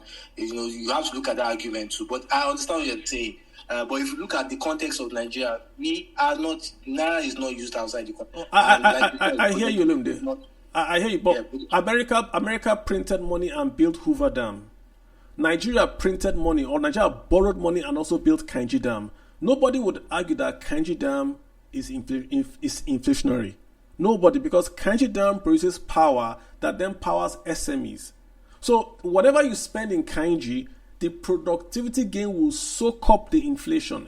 I wrote, if you can Google an article about inflation in my village, when you go to any village in the southeast, from December 10th to December 5th to January 5th, prices go up 100% in the village. That's not inflation. That is more demand pushing up prices, because once those guys leave, the guys leave the village, the prices come back down again. So it's not the price hike that is the problem. It's that prices are going up and income is not keeping pace. In the village, prices go up, but there's dollars everywhere. So whether the kola nut or the palm wine is 1,000, there's an American that has come back from that is going to spend 1,000. So there's no inflation per se in the village. The same in America. When inflation goes up, wages go up. But in Nigeria, your wages have been 30,000 naira for nearly a decade, and prices have gone up. So the only way you can get that wage to go up is productivity. You've got to produce things at a cheaper price in Nigeria to create local wealth. Once that happens, inflation will not be a bother. It doesn't matter if prices of rice goes up by 5% next year, because your income will go up by 10%. So it's immaterial. That's the point. Geisha can be 10 kobo or 100 naira. It doesn't matter if your income goes up from 10 kobo to 200 naira. The wahala is that in Nigeria, geisha has gone from 10 kobo to 100 naira, and your wage has gone from 10 kobo to 50 kobo. That's the problem. So, but can we agree that using interest rates to deal with the issue of inflation can only work when there is physical discipline from the government? Yes, we can agree that. They are using interest rates to deal with the banks, but this is the same government that is pumping out trillions upon trillions upon trillions I don't at the agree. same time. I'll explain why I don't agree, Kalu. I would agree with him. Simple reason. Why is interest rates high? To make the naira attractive. If we have lower, with the situation we're coming from, if we had lower interest rate, trust me, the naira would have gotten to, if the interest rate was 8 or 9%, naira would have gotten to 4,000 naira. The reason why we are even having this kind of stability is that FPIs are coming to Nigeria and investing in our treasury bills. So it's giving the CBN FX to intervene, control, stabilize, capitalize the market. But, it's also giving us time. If crude oil earnings were already decent, like the 1.82 million you always call up for, it would have assisted. But right now, that's the best ammunition the CBN has. So if you say you want us to reduce, do you know the amount of speculation it is also? So I don't agree. It comes speculation. No, the point is that you can only do two things. You can only do two things. You can, number one, increase interest rates and then kill growth. Because interest rates kill growth. It's academic. Or you can reduce interest rates, allow inflation, and allow growth. You can do both of them. So in Nigeria, for me, I would say this now. The inflation increase, the raising of the MPR is not really killing inflation. We have been raising interest rates for the last 2 years. Inflation has kept on going up. So we might let's try something. When the government is no, but we know that. We know that, right? We know that. So let's do something else. Let's do something. Because you know the argument the CBN is telling. Let's be honest. If you ask many monetary or financial analysts, they'll tell you that the high interest rate is not really to solve inflation, because we all know that it's not solving inflation, but it does a lot in our capital market. It brings stability in our market. It's the same thing where this attracting FPI is the same way you fight inflation. When you sell a currency, you are making the other currency go higher. When CBN sells dollars, Naira goes higher. So when CBN makes interest rates for Nigeria higher, they are making people to buy Naira and sell dollar. So it's the same thing they are doing. The point I'm getting to is this. If inflation cannot be brought down by monetary means in Nigeria alone, because CBN does not control how much rice grows in Kebbi, then perhaps we should pause inflation targeting and go after targeted investment. I'm sorry to say this, exactly what Mr. Emefiele was doing. Take a lot of money, go to targeted companies and say, we're going to give you this money at 5%. It's a subsidy on interest rate. Produce at 5%. You have turned the CBN to...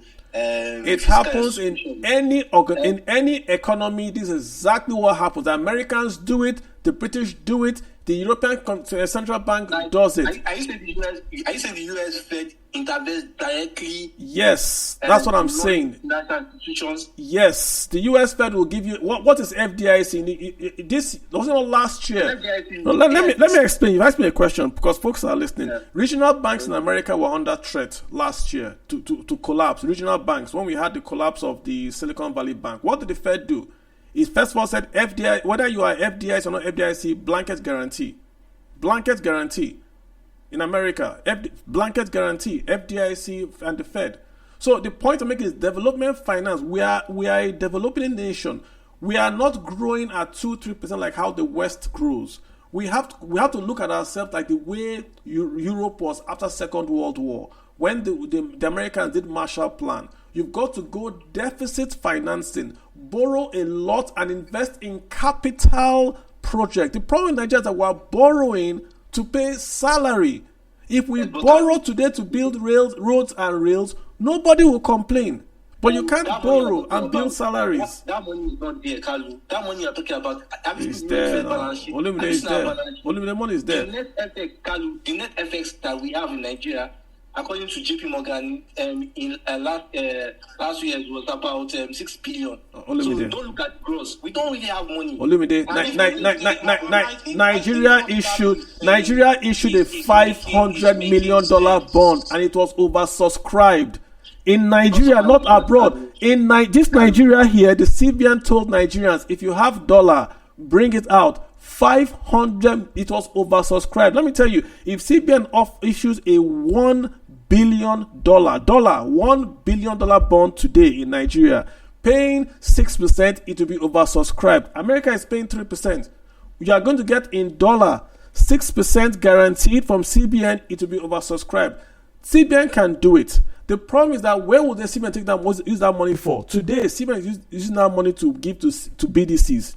Because that's how we. Which is crazy. This stability you are talking about, Olumide, is because the CBN is selling dollar and buying naira. That's why naira is stable. No, because it was before that. If CBN stops BDC Olumide today, Olumide, I'm on Spaces, Abi. If CBN stops BDC sales today, naira will crash. Quote me. Of course. Let me prove why I disagree. So look at the start of the year. Look at the exchange rate start of the year. And look at when BTCs came into play. The year is about 6 weeks old, right? The year is about 6 weeks old. And if you look at the FX rating from FMDQ, you see that the naira has been ranging between 450 to 180. Yes, I'm not disputing that CBN intervention does not have a role. But what I'm trying to tell you is that stability and demand, FX demand in Nigeria has moderated across board. Let's be honest. And the kind of volatility we saw in the past 2 years, we're not expecting it. The current market is not crypto market. You cannot get that kind of volatility except. So you have to put all those things into consideration. So don't crowd the space. If you guys don't want to speak, but let me just say something. Olumide, stability is supply. When Nigerians don't see supply of FX, do you know what they do? They buy 2-3 months supply today. So if I'm an importer, no, let me land. If I'm an importer and I import tiles and I need $10,000 to import tiles, if there is FX stability, I only bid for 1 month. So the demand will just be for 1 month. But if I see that there's no demand, there's no supply of dollars, what will I bid for? I'll bid for 6 months. So the demand for dollars in Nigeria is artificial because people are bidding for, and they're not sure of getting supply tomorrow. What CBN has done, which is perfect and should be commended, CBN is telling these guys that, listen, I have dollars for you. Don't overbid. If you want dollars in March, wait till March and bid. So because there is stability, people are saying, okay, I will not tie down my naira and buy dollar. I will wait till March and buy my dollar. That's what you're seeing in Nigeria today. The stability is because CBN is saying, if you want dollar, we will give you dollar. So it has become stable. I'm not saying it's wrong strategy. I'm saying this is the right strategy. But if CBN today does not replace this FPI, CBN can only do FPI, foreign portfolio investment. It is the federal government that should do foreign direct investments and remittances. So it is CBN is doing, we've done our own, FPI has come in. It's 1 year maximum, 2 year maximum. The government should then take over and do FDI, which means that you and I, Olumide, that are abroad or can have money abroad, will inflow the dollars back to Nigeria to invest. If you don't do that, ultimately, CBN is going to just be borrowing money at expensive rates to pay back to people. FPI is unsustainable. That's the point. Yeah, but let me just add what you have. So this is what the CBN is doing and the federal government. So that we just update on their own strategy. You understand that there's a window where you have to put your FX in the bank. So it's going to really put in, after that window, it's going to be kind of illegal for you to have FX outside the banking system. That will also give the naira some buying time. However, if you also look at the fact that the FX code, the efficiency of our foreign exchange market, where you have to use the terminal to run Nigerian FX transaction, has somehow really brought in stability since November to January. That has also helped. Yes, PDC plays a huge role. Liquidity for retail, for business, PTA, I'm not disposing that. I'm only saying that there are a lot of factors that the government is really working on. But my fear is that if they really implement all the things they plan to do, I don't see how the naira will be this parabolic like we saw in 2024. And even when oil prices was low. Okay. Because our demand, they already know our demand size.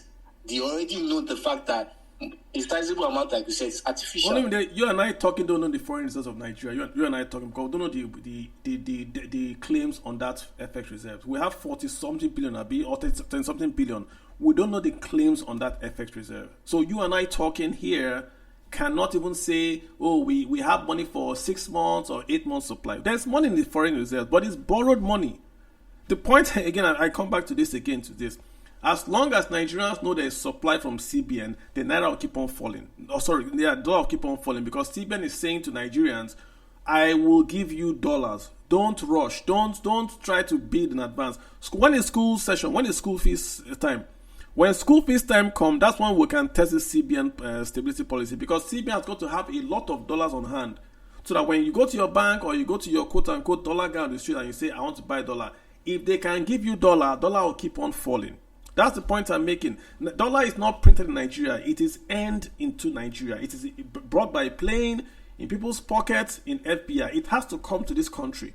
So when it is in this country and it is there, people can see it. People can say, oh, I want to buy rice in July. CBN says, we got you. We got you. The dollar rate to keep on crashing. The dollar is high today. The dollar should not be 1,500 today. It's artificially high. That's the point I'm making. I'm agreeing with you by the sideway. 1,500 is too high for dollar. But if you cannot buy bread, you pay 1.5 for bread. But if bread, I can get bread everywhere, you pay 100 naira. It's the same thing.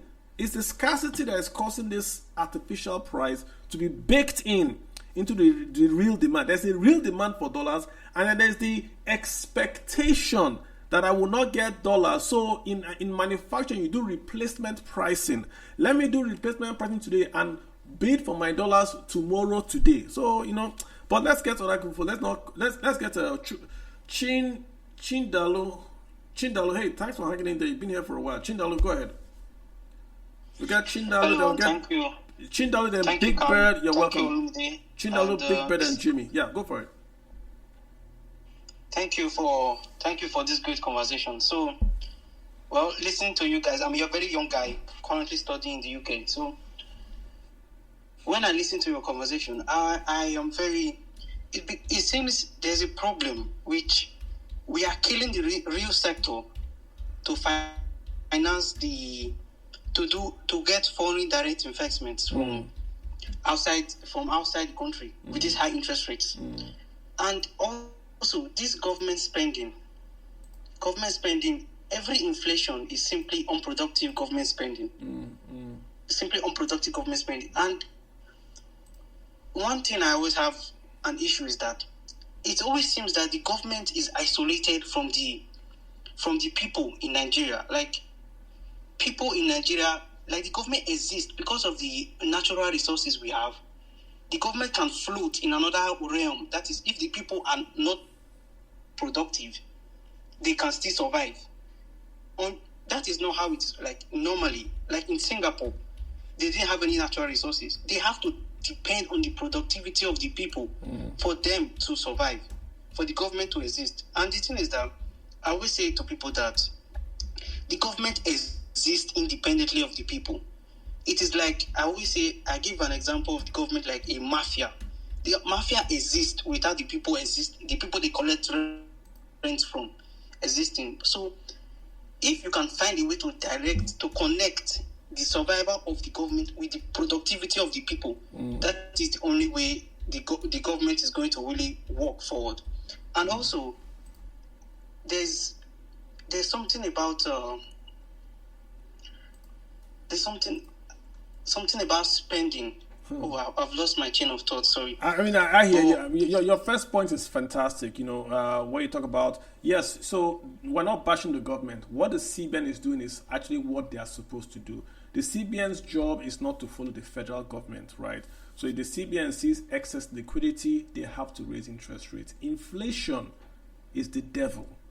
There is nothing worse in this life than inflation. You can't avoid it. So whenever you see countries, when they see inflation coming, they want to kill it very, very early.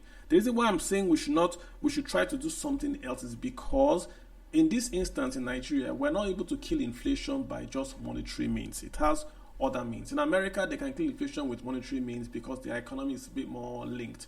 In Nigeria, the price of rice in Kebbi has a direct effect to how much you pay for interest rate on your PiggyVest account in Lagos. The price of rice in Kebbi is what all these Lagos yuppies should be interested in, because if the price of rice goes up, what PiggyVest pays you will go up and down. But we don't lead to that connection because it's too abstract in Nigeria. So that's the point. We have to be a bit more innovative in how we want to fight inflation. We can't simply raise rates across the entire economy to nearly what's it now, nearly 30% just to fight inflation. We've killed SMEs long enough. So perhaps we should start now targeted credit towards SMEs. We have to go back to doing that. Development, we're a development economy. So we have to go back to saying what you have to identify, identify which sectors are critical and then support them. That's where I'm going to. Yes, Kalu. One thing I wanted to say, I've gotten back the thing is, I have this, I see this. Why is it that? Because I'm always of the mindset that in Nigeria we should have a way that if there is a manufacturer for something in Nigeria, you have to protect your young industries. If there's a manufacturer for something, anything imported must be tariffed. Just like China does it, Europe does it. Your local industries must be protected.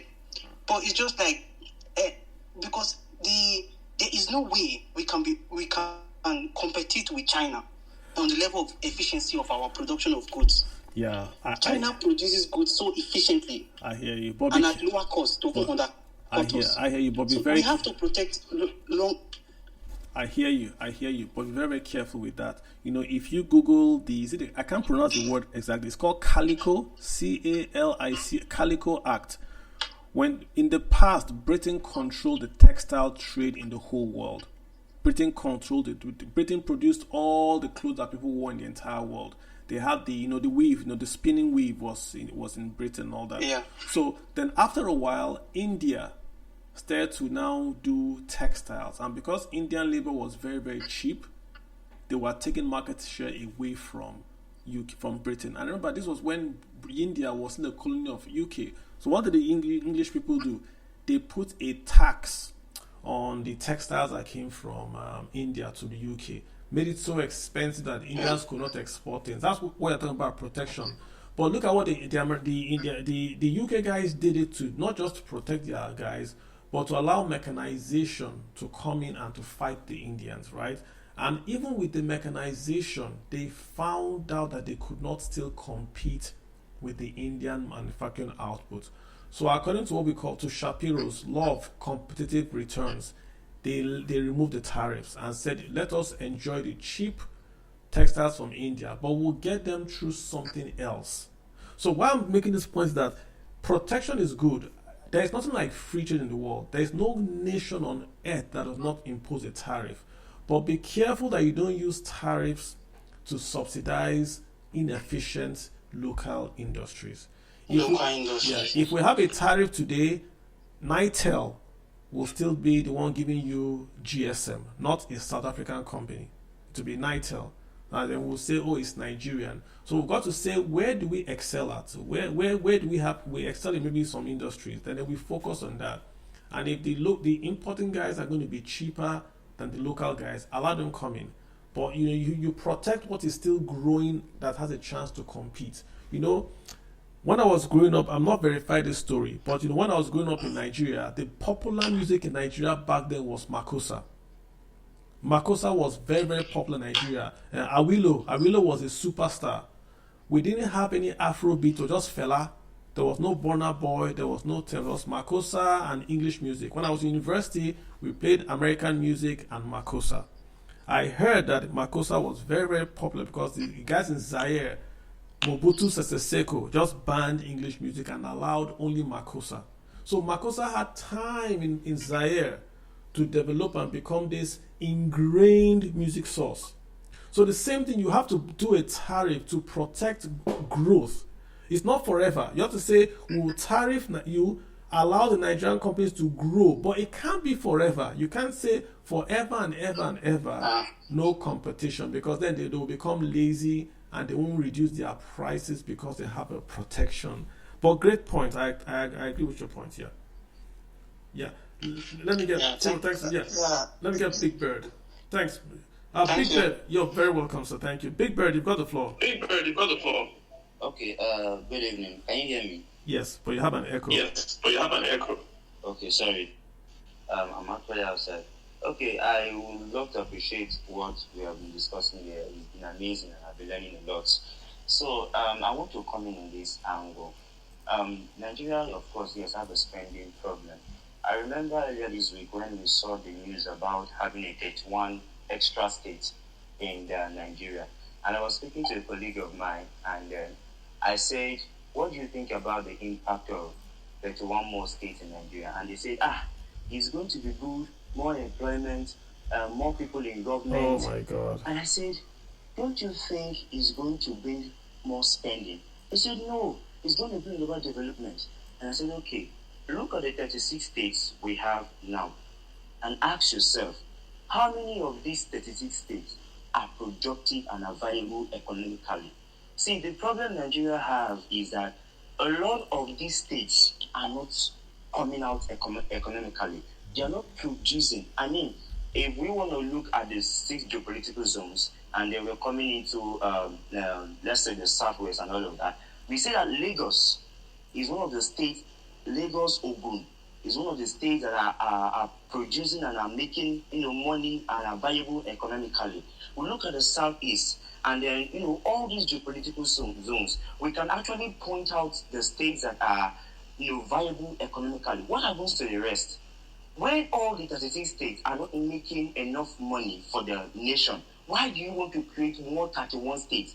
And then these more 31 states, like I heard you saying earlier, Carlo, there will be more governors, there will be more National Assembly members, there will be, more local governments, more money to spend, more money to, feed these governments and offices. What then happens to the people? And then the government, as we all see, are not even supporting. In fact, from the way it is, they're not literally supporting manufacturing companies in the states. They're not really helping matters. They're not even helping to see that, okay, this little guy who is starting up this business, they're not trying to see that this manufacturing business guy grows to a point that he's becoming economically valuable to the nation. So the more this happens, the more we have, like you said, inflations. If you look at China, China can actually have an inflation, but you won't see it because they are producing on a steady.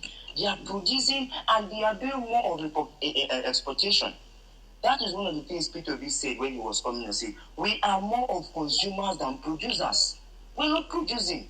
So when we're not producing, we are losing it there. Look at all the USA, no matter what they do, no matter the decisions they make, they are strong enough knowing that they have people who are producing for them in their nation. So this is the problem we are having. And then our government, we don't have an accountability system where we can hold these governments and tell them, look at what you're doing. You're spending far too much. We don't have that system where we can call them to order, where we can displace them and tell them this thing you're doing is not supposed to be done. I'm in Calabar currently now, and I once heard that in Calabar, there were companies, there were businesses that was going on, and everything was going smoothly. And then people then were not really much on, trading. They were on, once you finish school, you enter one company and go and start working. Now, here's the issue. The government has placed a whole lot of tax that have pushed these companies out of Calabar. Now everybody is trying to enter into trading, and it's becoming difficult. The producing sectors have gone so down in Nigeria. So we will have more of inflations in the country. And because we don't have any company that is producing effectively for us, we can't fight it. So the inflation will surely touch everybody. It will surely touch everybody. Thank you very much.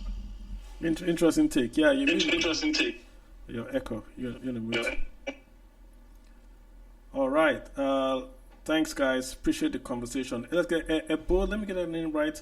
Ebo Setale. How you doing? I'm very well. Thanks for bringing me up. I do follow your communication on X. I genuinely respect your takes on different economic aspects of what's going on in the country. I do have some interesting takes as well. I do stand to be corrected, but again, this is based on my personal observation. Again, being interpreted from some, my own economic lenses as well. So, one of the things I've noticed with the Nigerian market, no market is perfect. But again, the goal is to try to position your market to be as close to perfect as possible. But like one of the things that happens very well in Nigerian markets is high level collusion. I feel like collusion has a way of keeping prices high, not because of the inflation itself, but the way like I'll use a random commodity, for example. I'll use rice because it's actually the most consumed commodity in Nigeria. I remember the time we banned foreign product. You would expect, now that the foreign product is banned, there will be competition within the local product. Like farmers will go in there. Again, let's not focus on insecurity for now, because at this time insecurity was not the way it is right now. So you would expect like the price of rice to go down in this moment, but what you see happen is there is no longer external competition coming in. You see local producers collude and ramp up the price. I feel like that collusion has a way of keeping prices high. And one of the trends I've noticed over time in Nigeria is price often doesn't go down. Again, often, sometimes it's based on the instability in the market because of like the cost of production could go up in the future. But as well, we're neglecting one aspect to look at, which is the degree of collusion among the producers in Nigeria, and I feel like low-level competition as well keeps price often high. Another interesting thing I wanted to bring up is sometimes I could almost argue that inflation is not, like the current cost of inflation is not even because of like the high inflow of money in the economy. So this is why I dissect it. So I do know the CBN has been producing like a lot of money and pumping it into the economy. But then again, when you look at the money we spend paying our politicians, it takes almost half of our national budget. Then when you look at the logic, it looks like we may have so much money in the economy, but the most of the money belongs, like most of the money is being housed in the account of like less than 10% or 20% of the economy, which I would almost call like outliers. So but when you take away the outliers and you check the distribution, you realize that the question would be, do we truly still have too much money in the economy? These are like some interesting thoughts I've pondered upon, and it makes me like I've come to that point where I'm genuinely arguing within myself, like, do we really have too much money in the economy? Because even though it may look like we have too much, is it too much truly like well distributed, or is just being held by a few percent of the economy? I hear what you're saying. I hear what you're saying. So, there's something called Pareto's principle. That means that there's always 80-20. So in any economy you go to on earth, not just Nigeria, any economy, the very, very minority are going to hold the economic wealth of the majority in any economy you go to. So, and it's measured in economics as something called the Gini coefficient, Gini, Gini coefficient. You can see how much the income is spread out in the economy. In Nigeria's case, it's large. You go to Lekki, you see a mansion with a pool next to a shack. So we know that issue, yes. So that point is there. It's not a Nigerian thing, it's really global. Most times it's higher in low-income societies. To your point about price not coming down with inflation, prices come down. If you pick up a phone, pick up an iPhone, iPhone 4, iPhone 5, the price is down, especially when you compare to dollar. Why it's not gone down in Nigeria? Because you are converting it back to Naira. You get the point I'm making. If you simply left it at the dollar price, the price have all gone down. But when we exchange it now from that depreciated dollar cost back to Naira, we then tack on the Naira inflation, as it were. So it now looks like it's expensive. But most things have gone down that are made abroad. They always go down in price. But because we convert it back to Naira, then that price stays. So I just want to make that point if that helps a bit. I would prefer to use commodities for examples. Things produced in Nigeria, like let's say rice. Rice is one of the staple food we don't produce enough. We don't produce enough. That's the problem with rice. So if you look at any rice, look in my village, Gary is almost free. But once you leave my village, Gary starts to add prices from my village to Aba to Lagos. The price starts to go higher. Why? Logistics. It's not the price of Gary that is going high. It's the price of storage, the price of fuel, the price of financing, all that. That's what makes the price go high. Walmart in America, the price of a banana in Walmart, North Carolina, is the same price as a Walmart banana in Washington. Why? Because they have efficient distribution logistics. So they can move okra.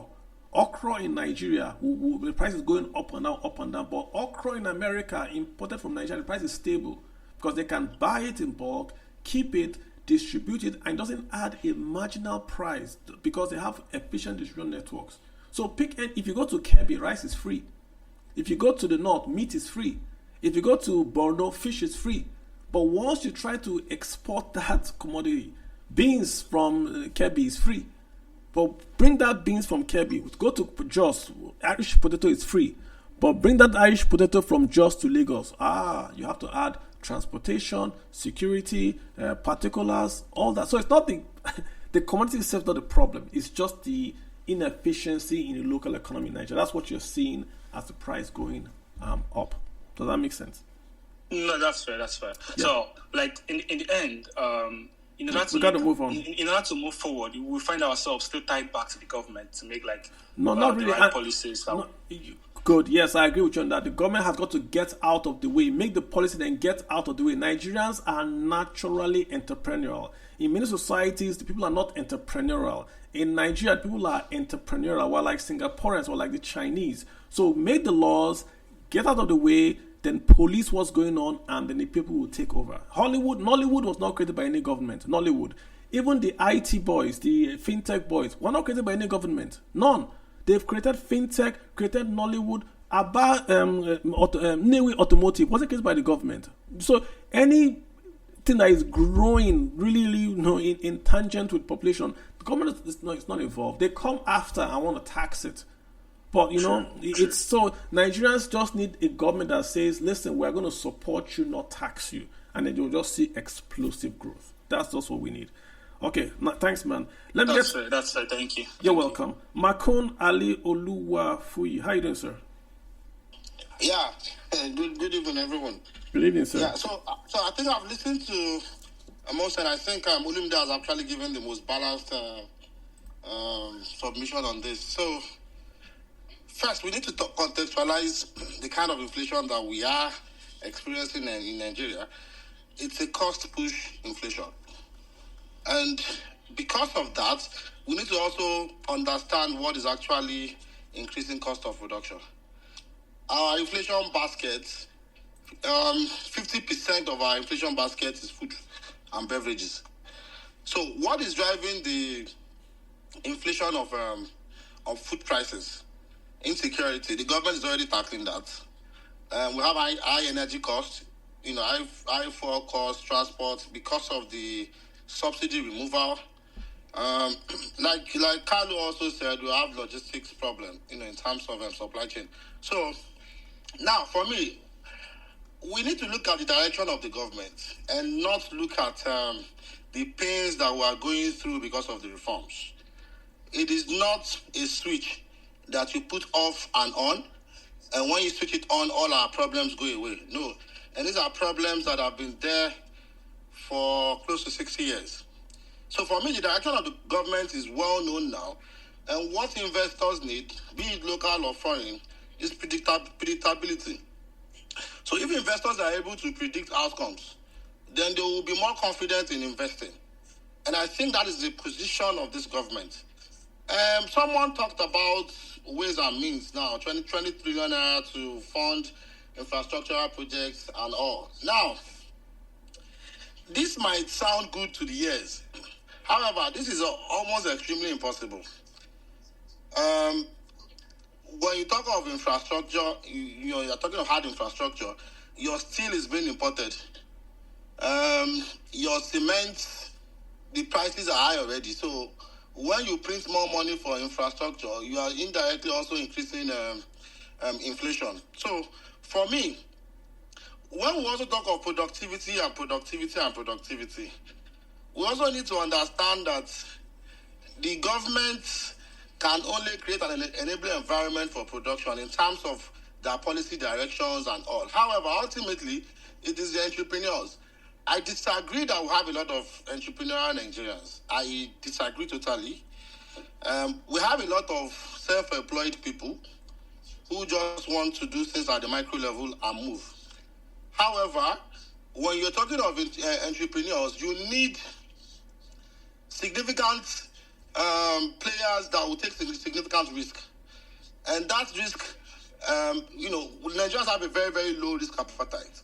So when we talk of, we're not productive, it's an indictment on us and not an indictment on the government per se. Now also, we also need to realize that the government, and that is why I do not believe that the creation of 31 new states does not have its own pros. In any country, the government is the largest spender and also the largest employer of labor. Wow. So I do not believe that the government does not have a duty to increase its number of employees. I do not believe that the government should not increase in size. Wow. However, I also do not believe that we have a spending problem. I think we have more of a revenue problem than a spending problem. And I can give you a very small analogy. If, for instance, you have a man that is earning 80,000 naira and he has 4 kids, it's a revenue problem. He can't have any savings from that. There's no spending he wants to cut that will not affect the standard of living. So for me, Nigeria has a revenue problem. The revenue problem is being tackled by this administration that I firmly believe in. The FAC is increasing to the states on a monthly basis.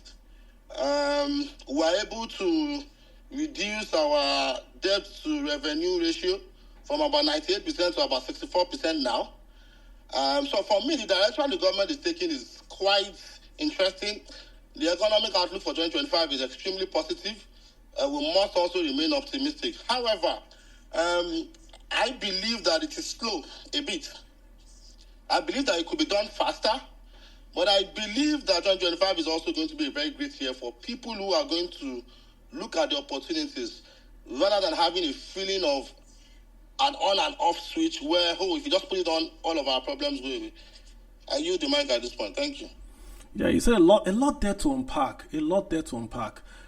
If a family of 4 earns, let's even say 50,000, it's a revenue problem. I agree. What happens when you give that family of 4 extra 50,000? That's when we now know if it's a spending problem or a revenue problem. So this family earns 50,000. There are 5 of them. Revenue problem. The family now gets a new 50,000 revenue. The family takes that money and invest in, say, a farm or a store or even go to learn a skill. That is perfect. But if that family was Nigerian, that family do that 50 million to 50,000, they might go and marry 3 more wives and then have 30 more children. So it's a spending problem. Spending is a choice that you make. Revenue is difficult for you to be a choice. Revenue is something that you have to earn, but spending is a choice. It is Nigerian government that decided to spend on 36 states. It's in the constitution. No one asked them to do it. They put it there. No money asked them to do security votes or to spend more money on importing and subsidizing PMS than food. A family must eat before they drive cars. The Nigerian government has never subsidized food in the history of Nigeria. They only subsidize PMS. This particular government passed a law or a strategy to say they're going to import food at 0% duty in June last year. It's not been done as we speak. And that's why food is so expensive and has been adding to the inflation. This is their own policy. No one asked them to. They said they were going to do it. They haven't done it. Coming back to the issue of governments adding, I'm not sure if you are trolling us to say that the government needs to create more states. Why not just create 774 states? So every local government becomes a state. The reason why we can't is because we can't afford it. When I started off, I said no state in Nigeria has IGR. What we call IGR in Nigeria is payroll tax. It's not money that the government is creating. It is a tax they are imposing on the payroll of the private sector.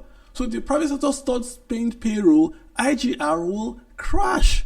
So no state has diversified its economic base. Pull up IGR. It's 80% payroll tax, payee. Calabar tried to do diversification. It failed. So we're back, and this is all 36 states plus Abuja, no exception, can survive if crude oil goes to 40. What do you mean by diversification? Are you asking government to start owning businesses? No, I'm asking the government to create an enabling environment where the private sector can generate the tax revenues for the business apart from payroll taxes. In Nigeria, the IGR is payroll. Okay, so let me list. You want to list? I can list the taxes for you. Pay a VA. Okay, just hold on. Let's use Lagos State as an example. Lagos State presently said that what they are actually even collecting is less than 20% of, in terms of payee, is less than 20% of their potentials. So if Lagos State is just collecting 20% of what it can potentially collect, you are agreeing with me then. About 80%. You are agreeing with me. Let me just quickly land. Yeah, hold on. Let me quickly land with this point. So potentially you can collect 20%, and you can define that in so many ways. We could say that potentially perhaps we have a lot of taxpayers that we've not been able to capture, that are existing, that are earning money. Perhaps you can also say, potentially if we create more businesses, if we're able to create more businesses, then potentially we can earn this more. So it depends on what perspective you are looking at it from. So for me, like you said, which I don't agree with you, payee is always going to form a major chunk, 70-75% of any state's IGR in Nigeria. So what you want to do, like you said, is about creating an enabling environment. And the creation of an enabling environment has to also be defined. So in terms of roads, are you building more roads? Are you building plants? What's your energy market like? Let's just I see. So why would just say creating an enabling environment? And I think this is the problem that many of our governors have. We just use that blanket statement and say create an enabling environment. They do not understand what we mean by creating an enabling environment. Look at Kano State, for instance, spending 2.5 billion on wedding. For him, that is the definition of creating an enabling environment for his own people. So for me, I think experts like you, professionals like us, must start, we must stop using that statement and start, speaking to the real things that actually create that enabling environment. One thing that I always talk about in Lagos State... hang on, sir. I think let me just make my point so you can continue, right? Okay. You've already agreed with me that Lagos is only doing 20%. This is the point I'm making, that it's only 20%. You've already agreed with me on that. The point, look at VAT. A state government exists with taxes. I'm not saying payee is bad. I'm saying the proportion of payee that makes up IGR is the monopoly. Payee has a monopoly on IGR. VAT is where the state should actually create wealth, because VAT forces you to create value in the state. Then you tax that value. This is the point I'm going to. Lagos State has got a deep sea port. So Lagos State is going to earn more VAT from containers, from trucks, from hotels, from banks that come to Lagos State to take advantage of that deep sea port in Lekki. This is the point I'm making, creating the environment, which is what Lagos is doing with the rails, with the deep sea ports, with the storage food center in Lagos State. This has to be replicated across all states. And it starts with the tax laws being changed to say that you cannot share VAT on population and land mass, but on derivation.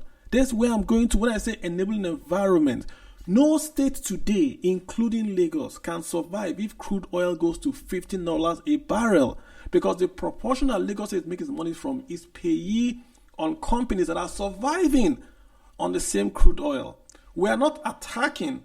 We are giving the best practice how it should go about the nation.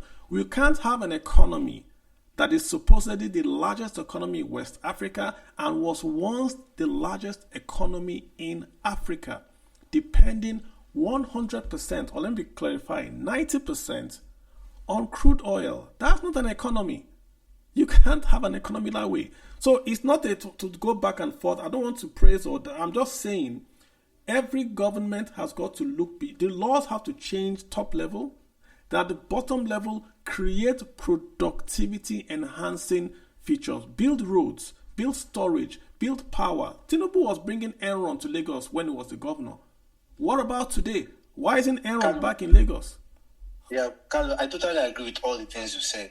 But I used to say something that if there is no cultural fit, then these things will still be an issue. True. Look at the Americans and look at Europeans.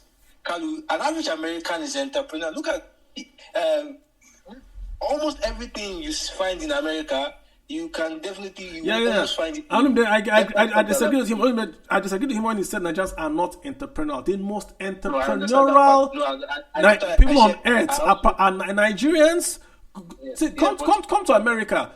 The Africans look at Nigerians. If Nigerians go into this sector, they follow us. Kenyans, Rwandans, Gambians, wherever we want to go into import and export, they follow. So the most entrepreneurial person you can find on this earth is a Nigerian. I totally agree. In fact, when I go for this tech summit or blockchain or all this, you see Nigerians that are creating it. I'm not disputing that. But personally, I feel that we are not, in terms of quality, quantity to population, from the word entrepreneurship, it's another controversial thing. Because you know why I'm saying this? If you look at the Europeans and Americans, for example, you find out that culture plays a huge role. Americans don't see, if you feel, you see people losing money in Bitcoin. Americans, they don't feel ashamed. They talk about it. Europeans, they feel ashamed. You tell a European you lost $50,000, you bet on you, look like you are not all right. You know, many of them don't even have exposure in this investment. So, despite the fact that you have those amenities, they don't take risk. So, I think in Nigeria, I think it's a layer. Like, if you look at the middle class, you look at some of the middle class, but if you look at Nigerians generally, and you look at culture generally, then taking risk is a relative word. The Igbos, for example, are entrepreneurs, they are risk takers. You cannot argue that. That's why you see, even in terms of in the crypto market, you see behavioral patterns, Bitcoins, Ethereum, at the southeast. If you look at the southwest, it's mixed. If you look at the north, it's more towards agriculture. It's also in a form of, someone would say, very conservative entrepreneurial strategy. But generally, Carlo, we have a culture problem. I feel that it's a major problem. It's even more than building infrastructure, because we will just end up like Portugal. We just end up like one beautiful this thing that has all these things that people are not really producing much, and it's just beautiful. We just travel tourism. If we really want to change our entrepreneur, we need to put the Rabius, the Lumelu, those guys in front.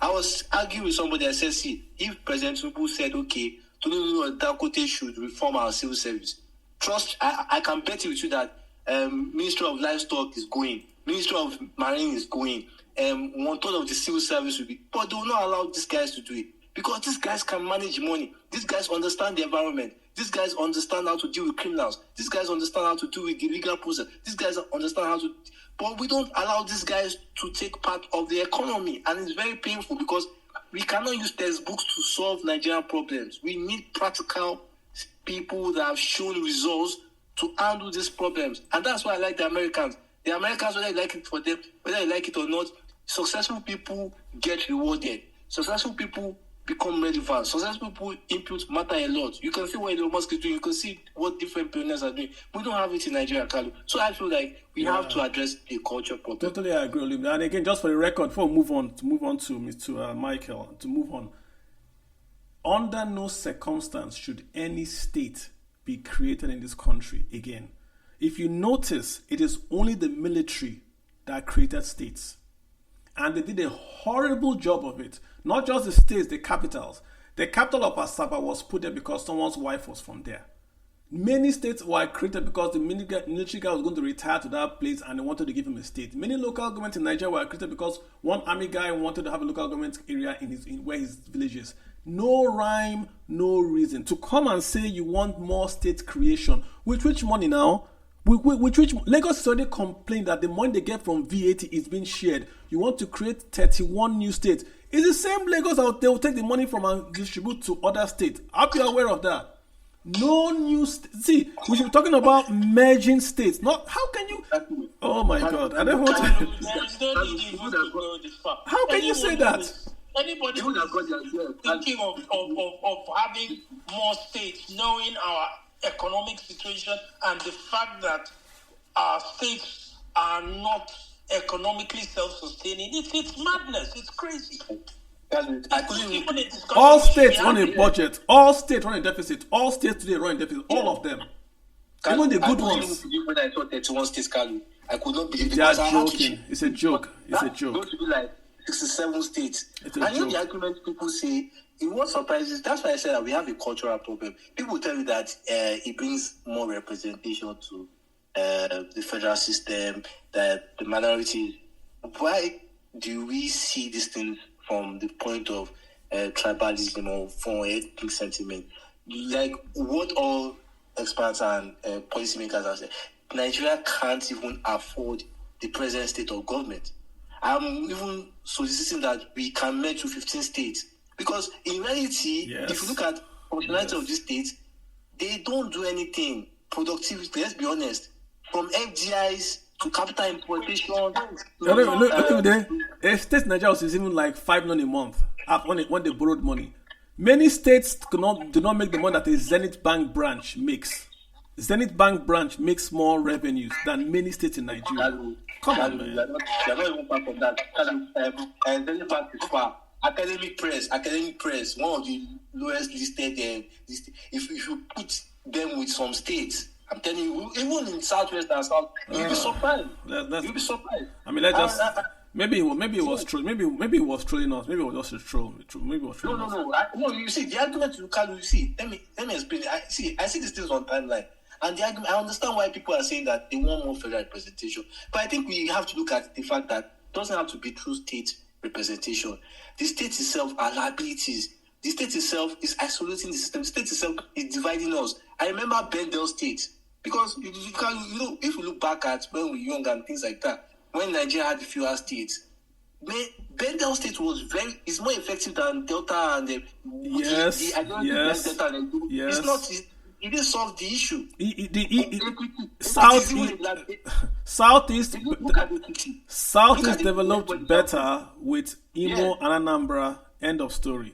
Today, we just, I don't know if you want to go there. So, no more states. We're done. As a matter of fact, we should go to, if you want more representation, push for parliamentary system. Then create more councils. You can have 10,000 constituencies. Instead of even 700 votes, have 10,000 constituencies and we have a parliamentary system. That makes sense to me. Then say I want to create, states has first lady, office of first lady, convoy for first lady. All these things are in states. Security allowance. Do you think money will come to you? People that are pushing for states think that their brother will become governor, they will become PA to governor. That's why they're pushing for states. Nothing else. Nothing else. If you can't make it today with 37 states, you can make it with 600 states. You're not going to reach you.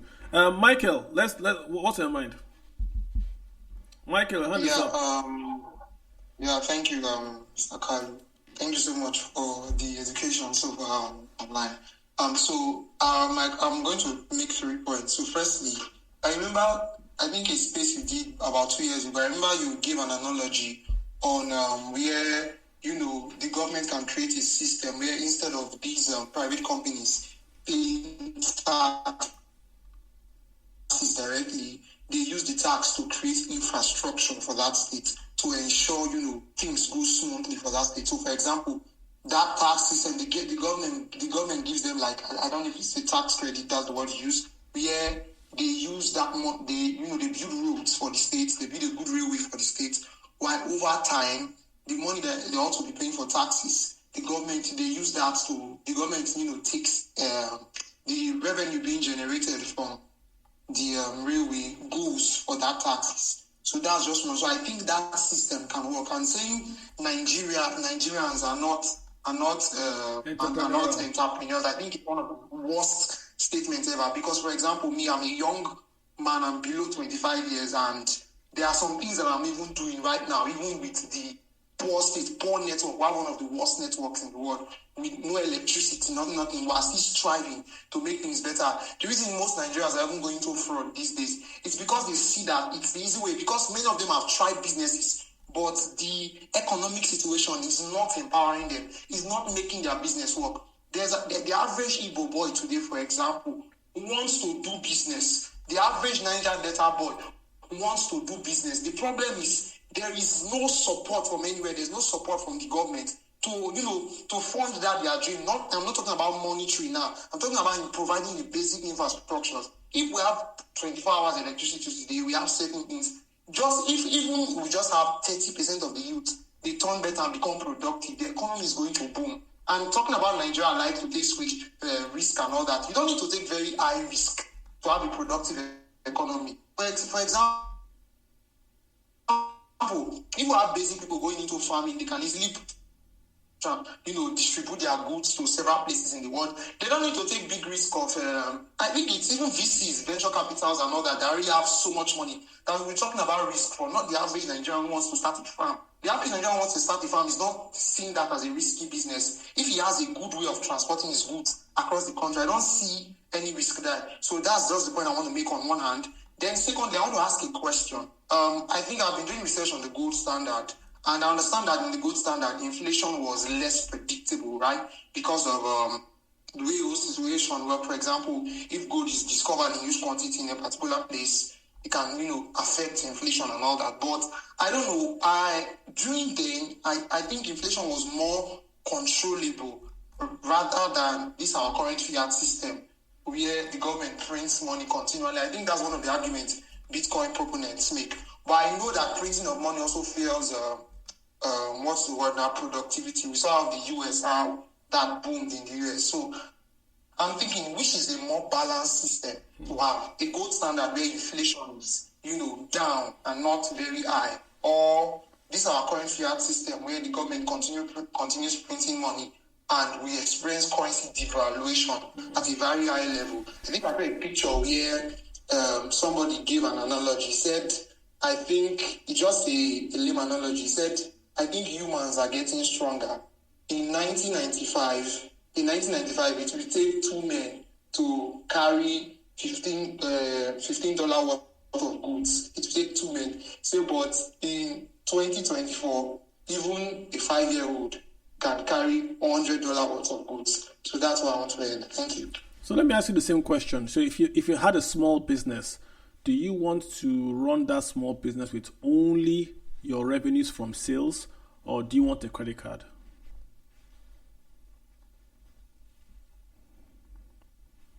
The credit card will definitely, loans boost the economy. Yeah. So yeah. Well. Yeah. So that's the answer right there. That's why governments print money and ditch the gold standard. When you have a gold standard, you can't print money. You can only print to the amount of gold you have. So it's good because there's no inflation, but it's bad because you can't grow. If you have a business need, let's say Nigeria was doing the gold standard, we will not have Kanji Dam because we can't borrow to build Kanji Dam. We have to save money, enough gold, then build Kanji Dam with the gold we've reserved. So you see, growth is slower, but you won't have inflation. So it's in economics, again, there's no right or wrong answer. There's just choices. You can decide to build Kanji Dam after saving for 15 years, or you can build Kanji Dam today and then with debt and then pay it back. So the gold standard means there's no credit card. But if you can borrow, means you can print. That's deficit financing. The problem is that we are seeing the corruption of deficit financing, whereby we are printing money to pay salaries. There's no production there, right? So that's why it looks like it's bad. An economy needs to have deficit financing. The Nigerian economy, if it was possible, borrow $1 trillion. If it was possible, borrow $1 trillion and invest it in productivity. Invest it in roads, rails, power supply, schools, and hospitals, if it was possible, and that the money will be spent without losing it. Once you spend that money, the $1 trillion will be repaid via productivity gains in Nigeria. I give you a classic example.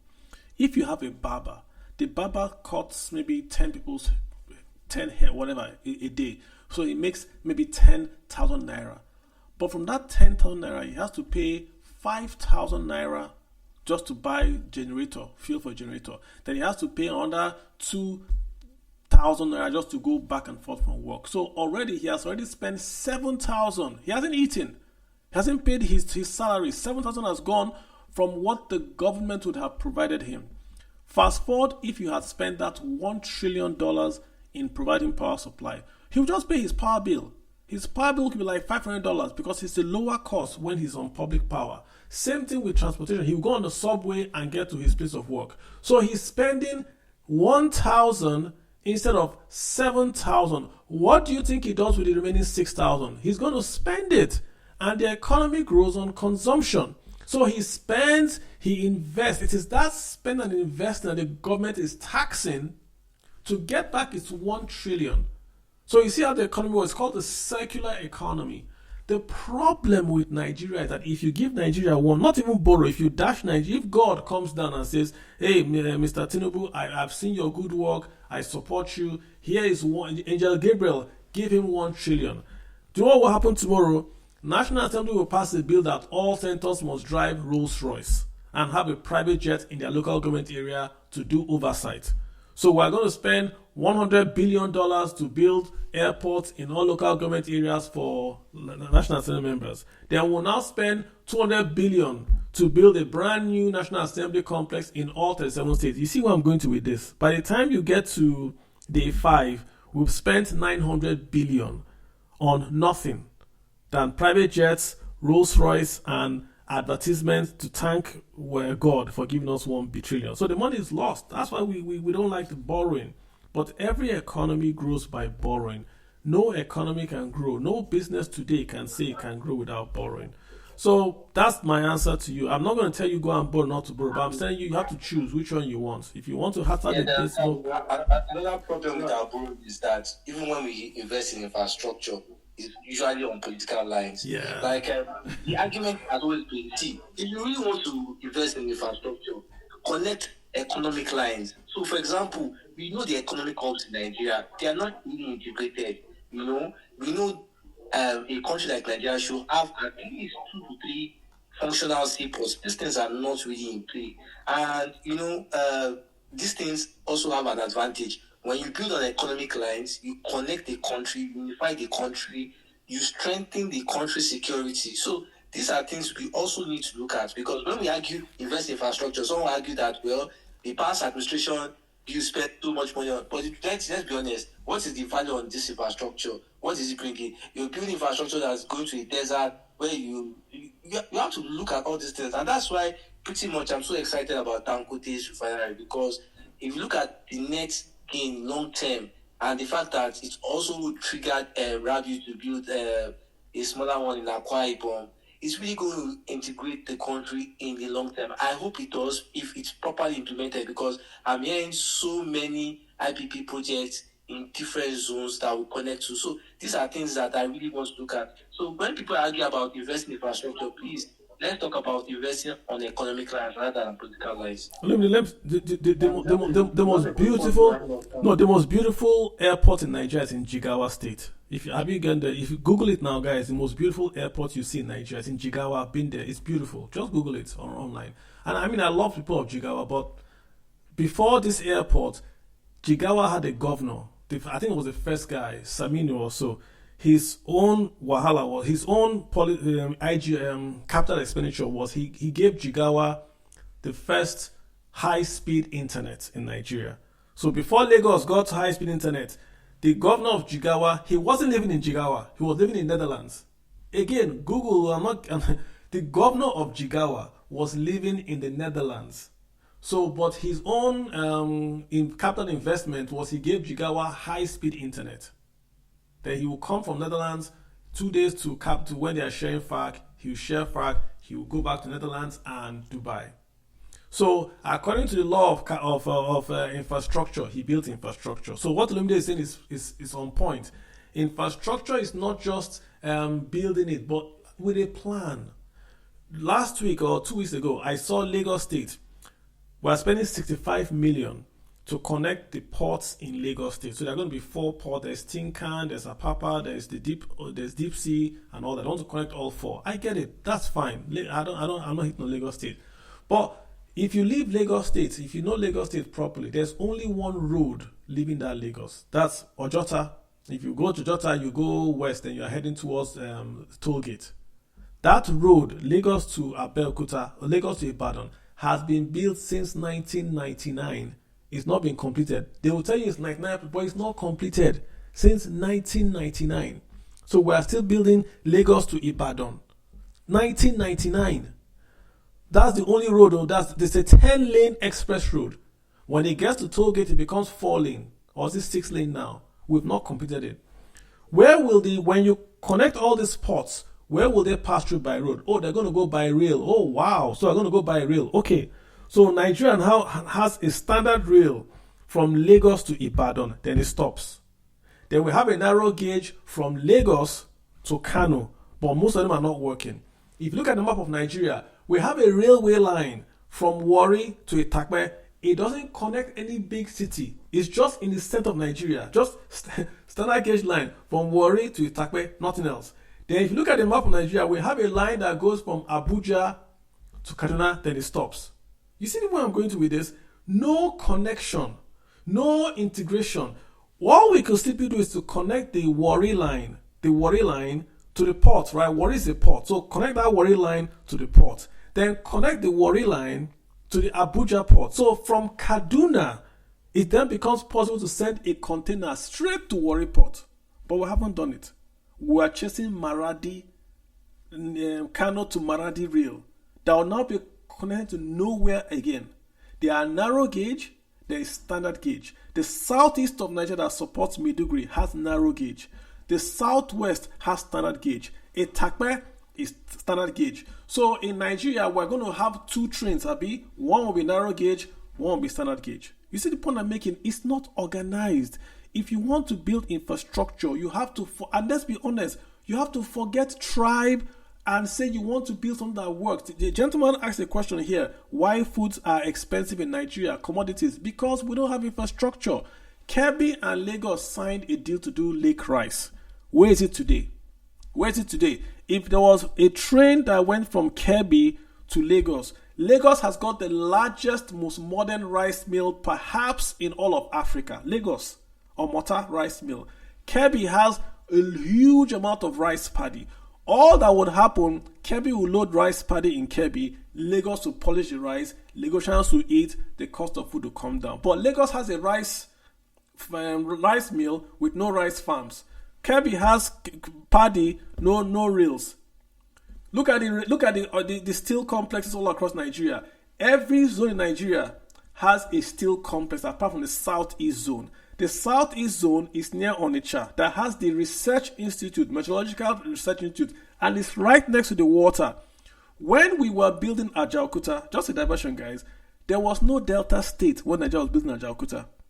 Ajaokuta was to be built on the River Niger, anywhere on the River Niger. Why? Because you will have to import the coke, the coal, and you can't import it on roads. It will damage all the roads. There was no Delta state. So the plan was to build that Warri port to bring in the limestone and coal, move it upriver to the steel plant that will be built near Onitsha. The iron ore would then come from Itakpe straight to Onitsha. Then you bring the goods in and out through water, not through bridge, not through road. Do you know what it means to import sand? That's what coke and limestone are. But what did we do? We took the Ajaokuta, we put it in Lokoja. Then we put a steel plant in Katsina because we must do federal character. We put a steel plant in Oshogbo. We put a steel plant in Jos. What's the connection? Is there a rail line from Oshogbo to Jos? Is there a rail line from Katsina to see where I'm going to with this, guys? Come back to airports. The largest let's leave airports. Free trade zones.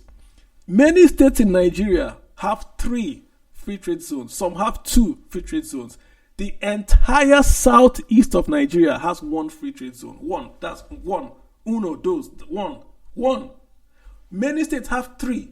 2 states, but a region has 1. This region has got the largest market in sub-Saharan Africa, Onitsha, the largest automotive cluster in Africa, Newi, the largest SME cluster in sub-Saharan Africa, Aba, but it has no free trade zone in that whole region. On the last day that Goodluck left office, he created the Enugu Free Trade Zone to add to the Guangzhou Free Trade Zone in Imo State. But what is the point? Why couldn't you say, wow, these guys are doing SME exports. Let's give them free trade zone, link it with all the other free trade zones in Nigeria, and we have an export economy or local economy. But we won't do it. We will use big English and cover this thing that is... what is clean Nigeria? I've said it before. I'm ending now. The worst policy that Nigeria ever enacted was the federal character policy. And you think I'm saying because I'm Igbo and I'm being tribal. No. When Bola Tinubu was the governor of Lagos, he brought Enron to Lagos. And he wanted to get Enron budgets to supply power to Lagos State. He couldn't do it. Do you know why? Because according to federal character, it's not written anywhere, that power must first of all go to national grid before it gets to Lagos State. Does that make any sense to anybody? That a governor will bring a badge for power, then the power will now go to national grid, the national grid will now get the power back to Lagos State. Oh, why? So of course the badges went away. Till today have we done anything? No. Federal character, this excessive spending according to tribe, that we must build steel plants in all geographical areas, not where the steel industry or steel resources are located, is why Nigeria is poor today. Go and write it down. It's not, you don't have to. Federal character is what brought FARC. Without federal character, you will not have FARC. Without FARC, you will not have quota.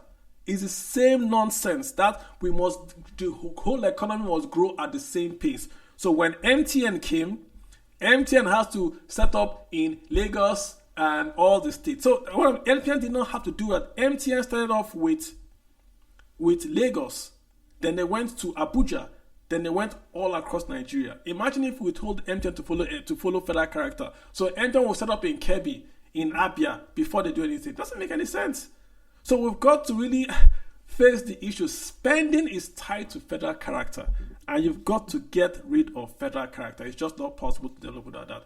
On that note, without Sean, let me move over to, I got Nigerian analysis. You've got the floor. We'll take Nigerian analysis, we'll take Chinedu, we'll take Octitech. Nigerian, go ahead. What's on your mind?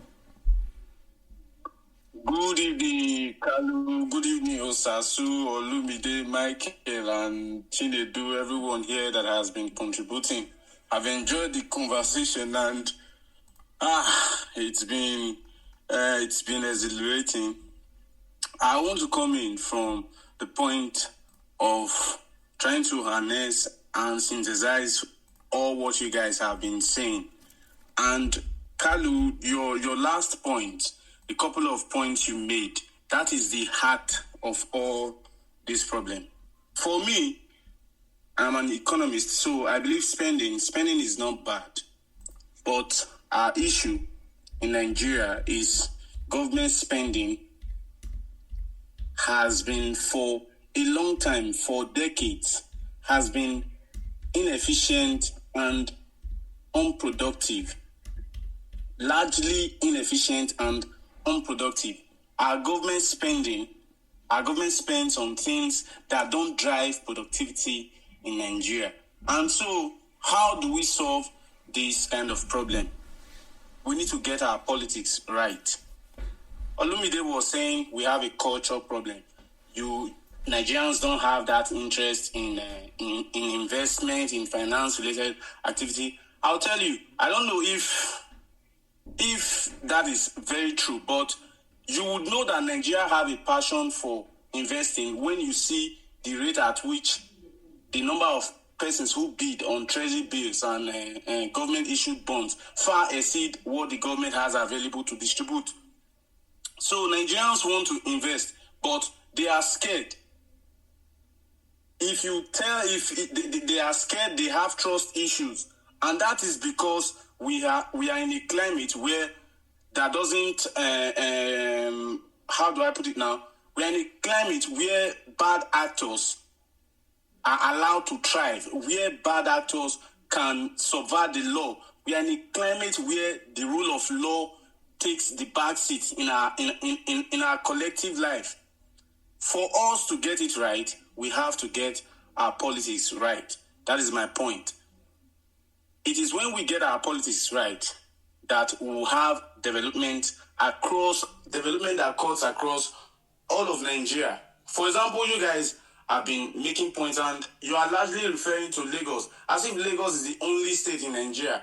But our Lagos is the heart and soul of economic activities in Nigeria right now.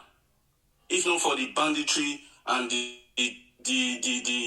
terrorism that has around the north would have been very, very prosperous, because the north was like the north and the middle belt was like the food basket of the nation. But right now it seems like there is an underground war to ensure that we don't even get food in this country. And it's all of these problems boils down to our politics. Who are our leaders? Who are our leaders? Who are the persons representing us? If we get our politics right, then we have leaders who spend right.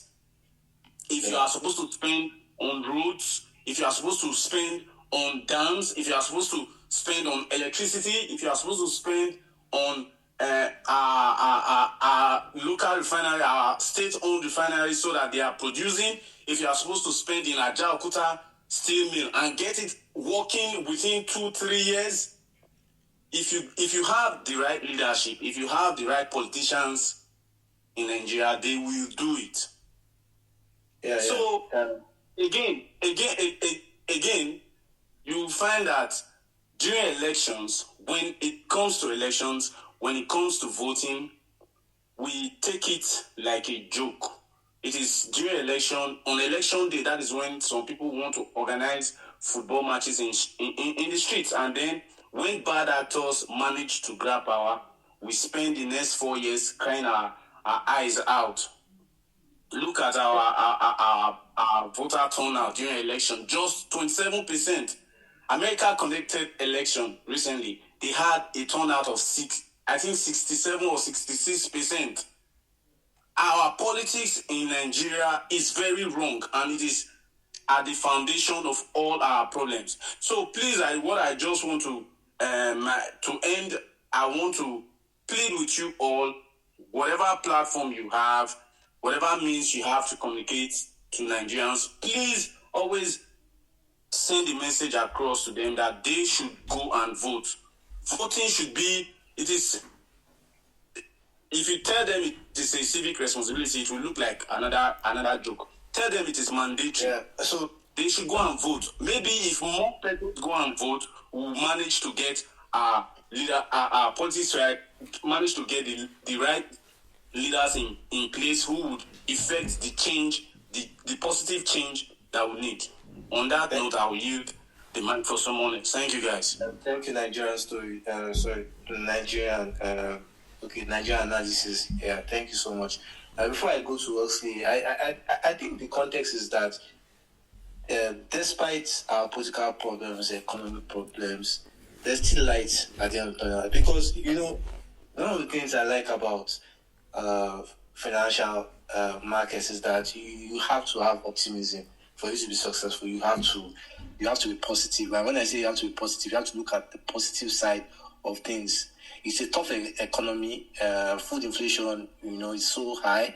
The average Nigerian spends about 60% of his income on food alone. So when it's very sad for us when we see many people not taking advantage of opportunities in the Nigerian market, and that's why we created this space for.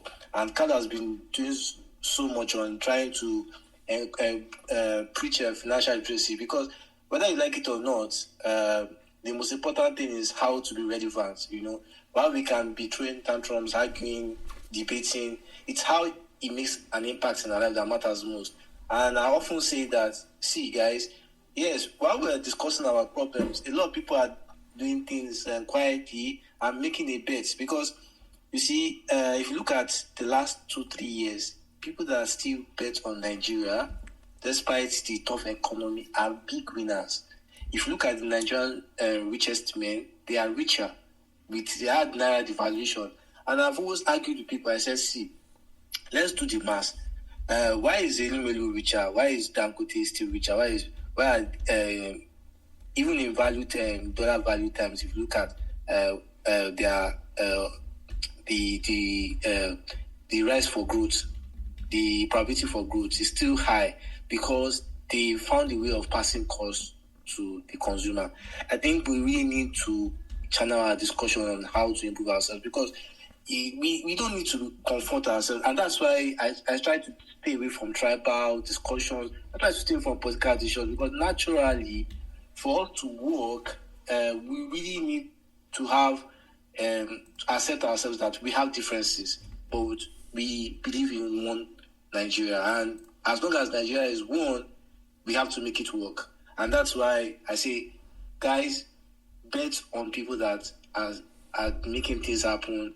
Try and take advantage of the system, empower yourself, go to school, take courses online, don't spend all your time on skit making and things like that. So that, for me, is the best way to really become relevant. Because, see, we can say this thing to 12 midnight, and we all know that if we don't have value, the system will not listen to us. The system can only listen to us if we ourselves are also producing value.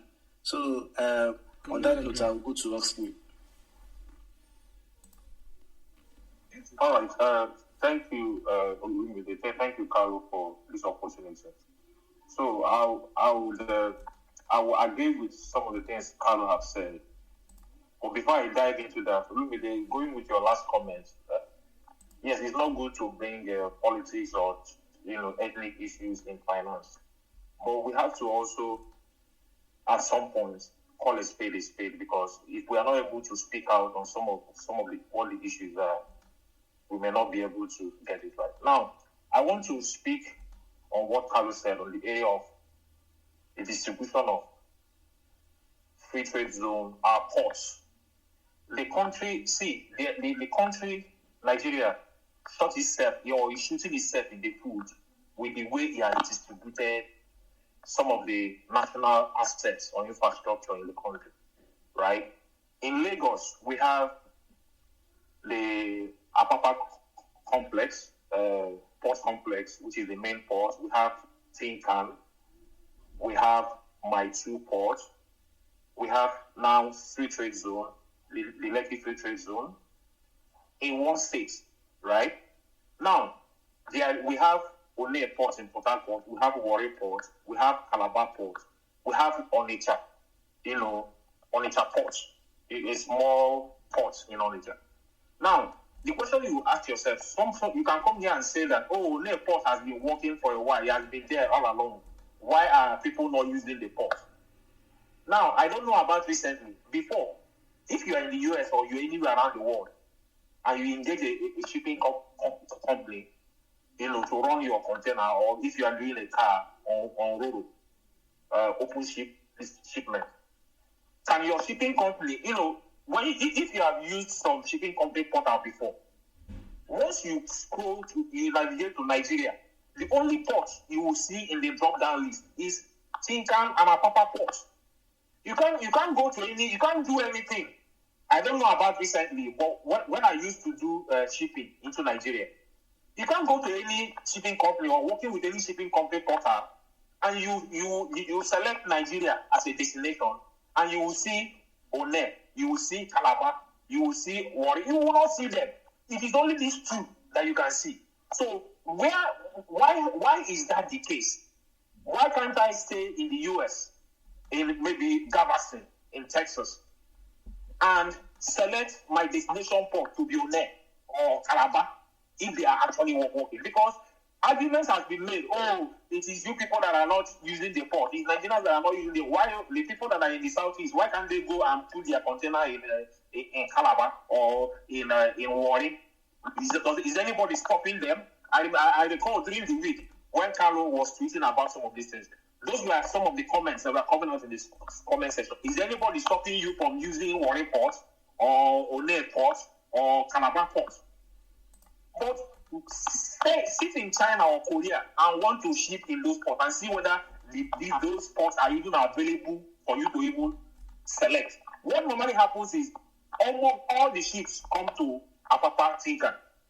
People will now move, maybe use a smaller ship or whatever, move it to One. I don't think you can see any. I don't know how it has changed recently in the last 1.5 years. But what I'm telling you is, before now, those ports are not available for destination, and some of these things are political. It's just, that's why I said that we are shooting ourselves in the foot as a country. What stops our presidents, our leaders, to say the status that has been given to One, to Apapa Tinkan? Why don't you make other ports to work so that anywhere in the world people can select a destination port, and there will be a ship. Even if we know that almost all the ships that are coming from the US, all of them go through all the African countries. They go through Benin Republic, that's Cotonou. When they finish in Cotonou, they will dock in Tinkan and Apapa. When they finish that's the way they will be moving. Why don't they move all the way, even to One, all the way to Calabar? Why would everything stop at Tinkan and Apapa, such that you will now need a smaller ship to be able to take things if you want to go to Calabar, or you want to go to Warri, or you want to go to One? We're not telling ourselves the truth. I feel that there is a deliberate attempt to make certain places in the country a hub of activity, just to keep those hubs as an advantage over the others.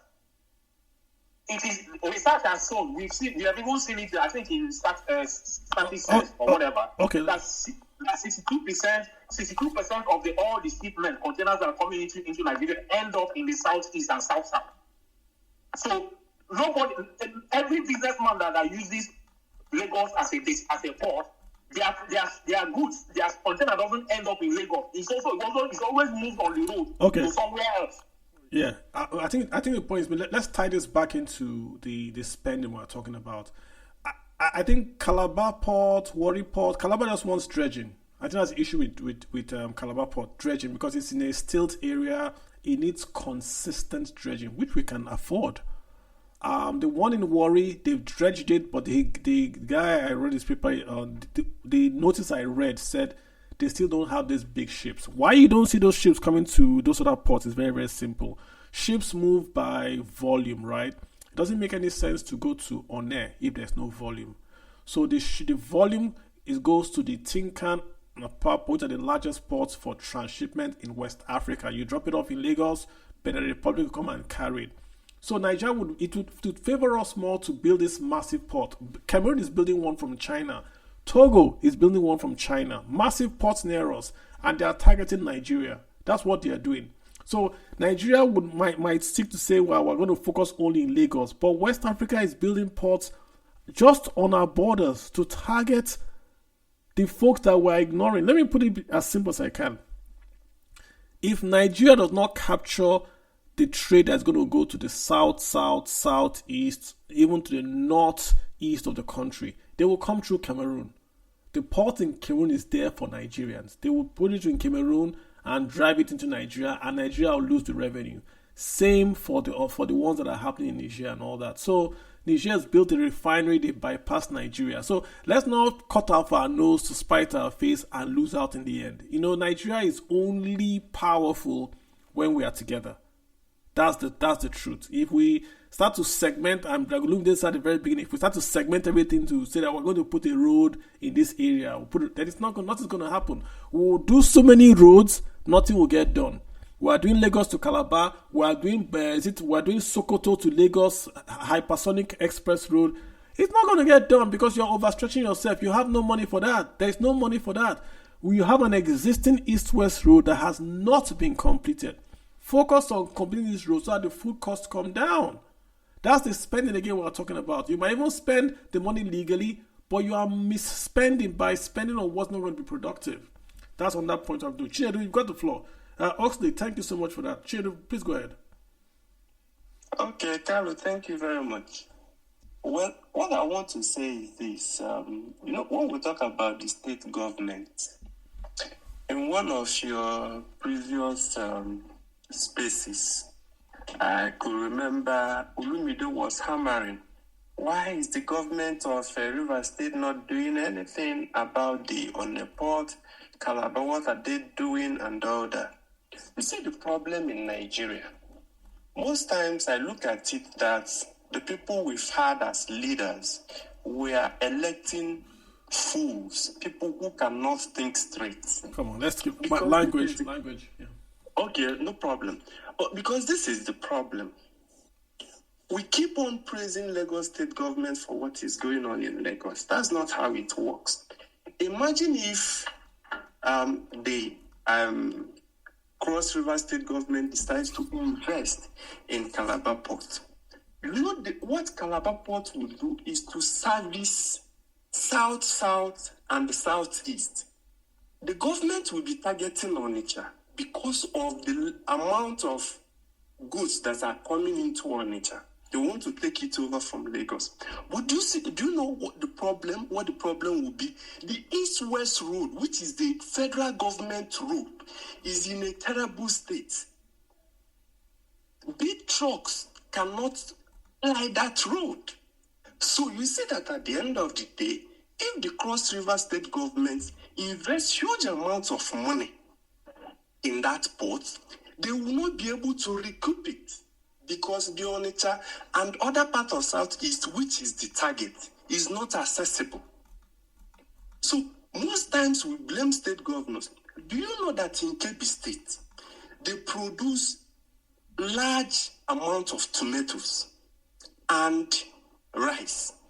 But now, we keep on talking about the Kebbi state government. Why are they not making enough money? They are collecting money from Lagos and they are sending it to them. Those tomatoes and rice that are being produced in Kebbi state cannot get to Lagos. They cannot get to Onitsha. They cannot get to Aba. They cannot get to Abuja, where the consumption is needed. So how do they even get back the money? Farmers, those people who are supposed to be farmers there, a lot of them will get frustrated and they will leave and come to Lagos and prefer to start doing any menial job to raise money, because even farming in Kebbi State is not lucrative. After farming, where are you going to take it to? So most times, there is nothing much that these state governors could do, except we start telling ourselves the truth and the federal government comes in. And the worst about it is the way we spend. We are talking about East-West Road. We are talking about Lagos-Ibadan Expressway. See what is happening in Lagos. Let's give it time. Except we diversify and we make other parts of Nigeria productive by connecting them with rails and good roads. If we continue like this, Lagos will get overwhelmed. That at the moment, all those trucks taking containers to Onitsha from Lagos, they're having big challenge in Benin. The bypass, express road, the bypass in Benin is in a terrible shape. Trucks are falling down, containers are falling down on daily basis. So what happens? Some people are closing shop in Onitsha, going to Lagos. Now what happens is that Lagos gets overcrowded and they can't even make profit. What would they do? Is either they leave the country or they go out of business. So until we begin to do the right thing, connect the right infrastructure, all these problems, some governors cannot be effective. Ebonyi State can produce Gary, but they produce Gary and Gary gets spoiled in their state. They can't even transport it out. Before it gets to Anambra, before it gets to even Enugu that is very close to them, most of them are spoiled. All right, Chedo. Yeah. So except we begin to fix the rail lines, connect them to the right places, fix the road. We're doing coastal road. When East-West Road is not working... All right. Chedo, we got to move on, yeah? I think if you made the point, it's very, very clear. Guys, nearly 3 hours spent. Let's just call it today. And we're going to get Kunle. I've got Kunle, we've got Vasinek, and then we'll get Majid, and then we'll just call today. Just 3 guys that are here. I do apologize. 3 hours. I know it's a passionate topic because it's our money, it's our tax money, and we want to have this 1 trillion economy that the president has promised. The way you get to $1 trillion is to spend right. That's one way you get to $1 trillion. Let me get Majid. I've got Mahajit Ibrahim. Is that you, sir? Mahajit, please go ahead. Majid? All right, let's get no, I can't wait to pronounce that name. Mr. Vass. Vassino. You got to put how to say it. You got to put like the explainer how to say it on the thingy. Yeah. All right. Please go ahead, sir. How you doing? Are you still there? I think it dropped off. Kunle, it looks like it's you. Vassino, I didn't touch you. Kunle Phillips. Kunle Phillips, you've got the floor. I didn't touch anyone. Vasinok is gone. Let me try again. Kunle Phillips is also gone. What's happening, guys? All right, yeah, go ahead. Can you hear me? Yes, but rather you take your audio up a bit. You're going to take us home. You're going to be the last speaker. Yeah, your audio is kind of low. Your audio is low. Very low. Yeah. Let's try again. If not, I would. Let's see if we can round it up. So, yeah. Hello, Kalu. Yeah, your audio is very low, bro. I can't hear you. Very, very low. Your audio is very low. I think it's a day. Well, yeah, I think it's been a day, right? 3 hours. 3 hours here, basically talking about things that are passionate for us. We even went through investments and all that, but the summary is still the same. We are not spending and investing in the most productive way. We could do it better. We know the government has a lot it has to take. It's easy for us to sit here on Twitter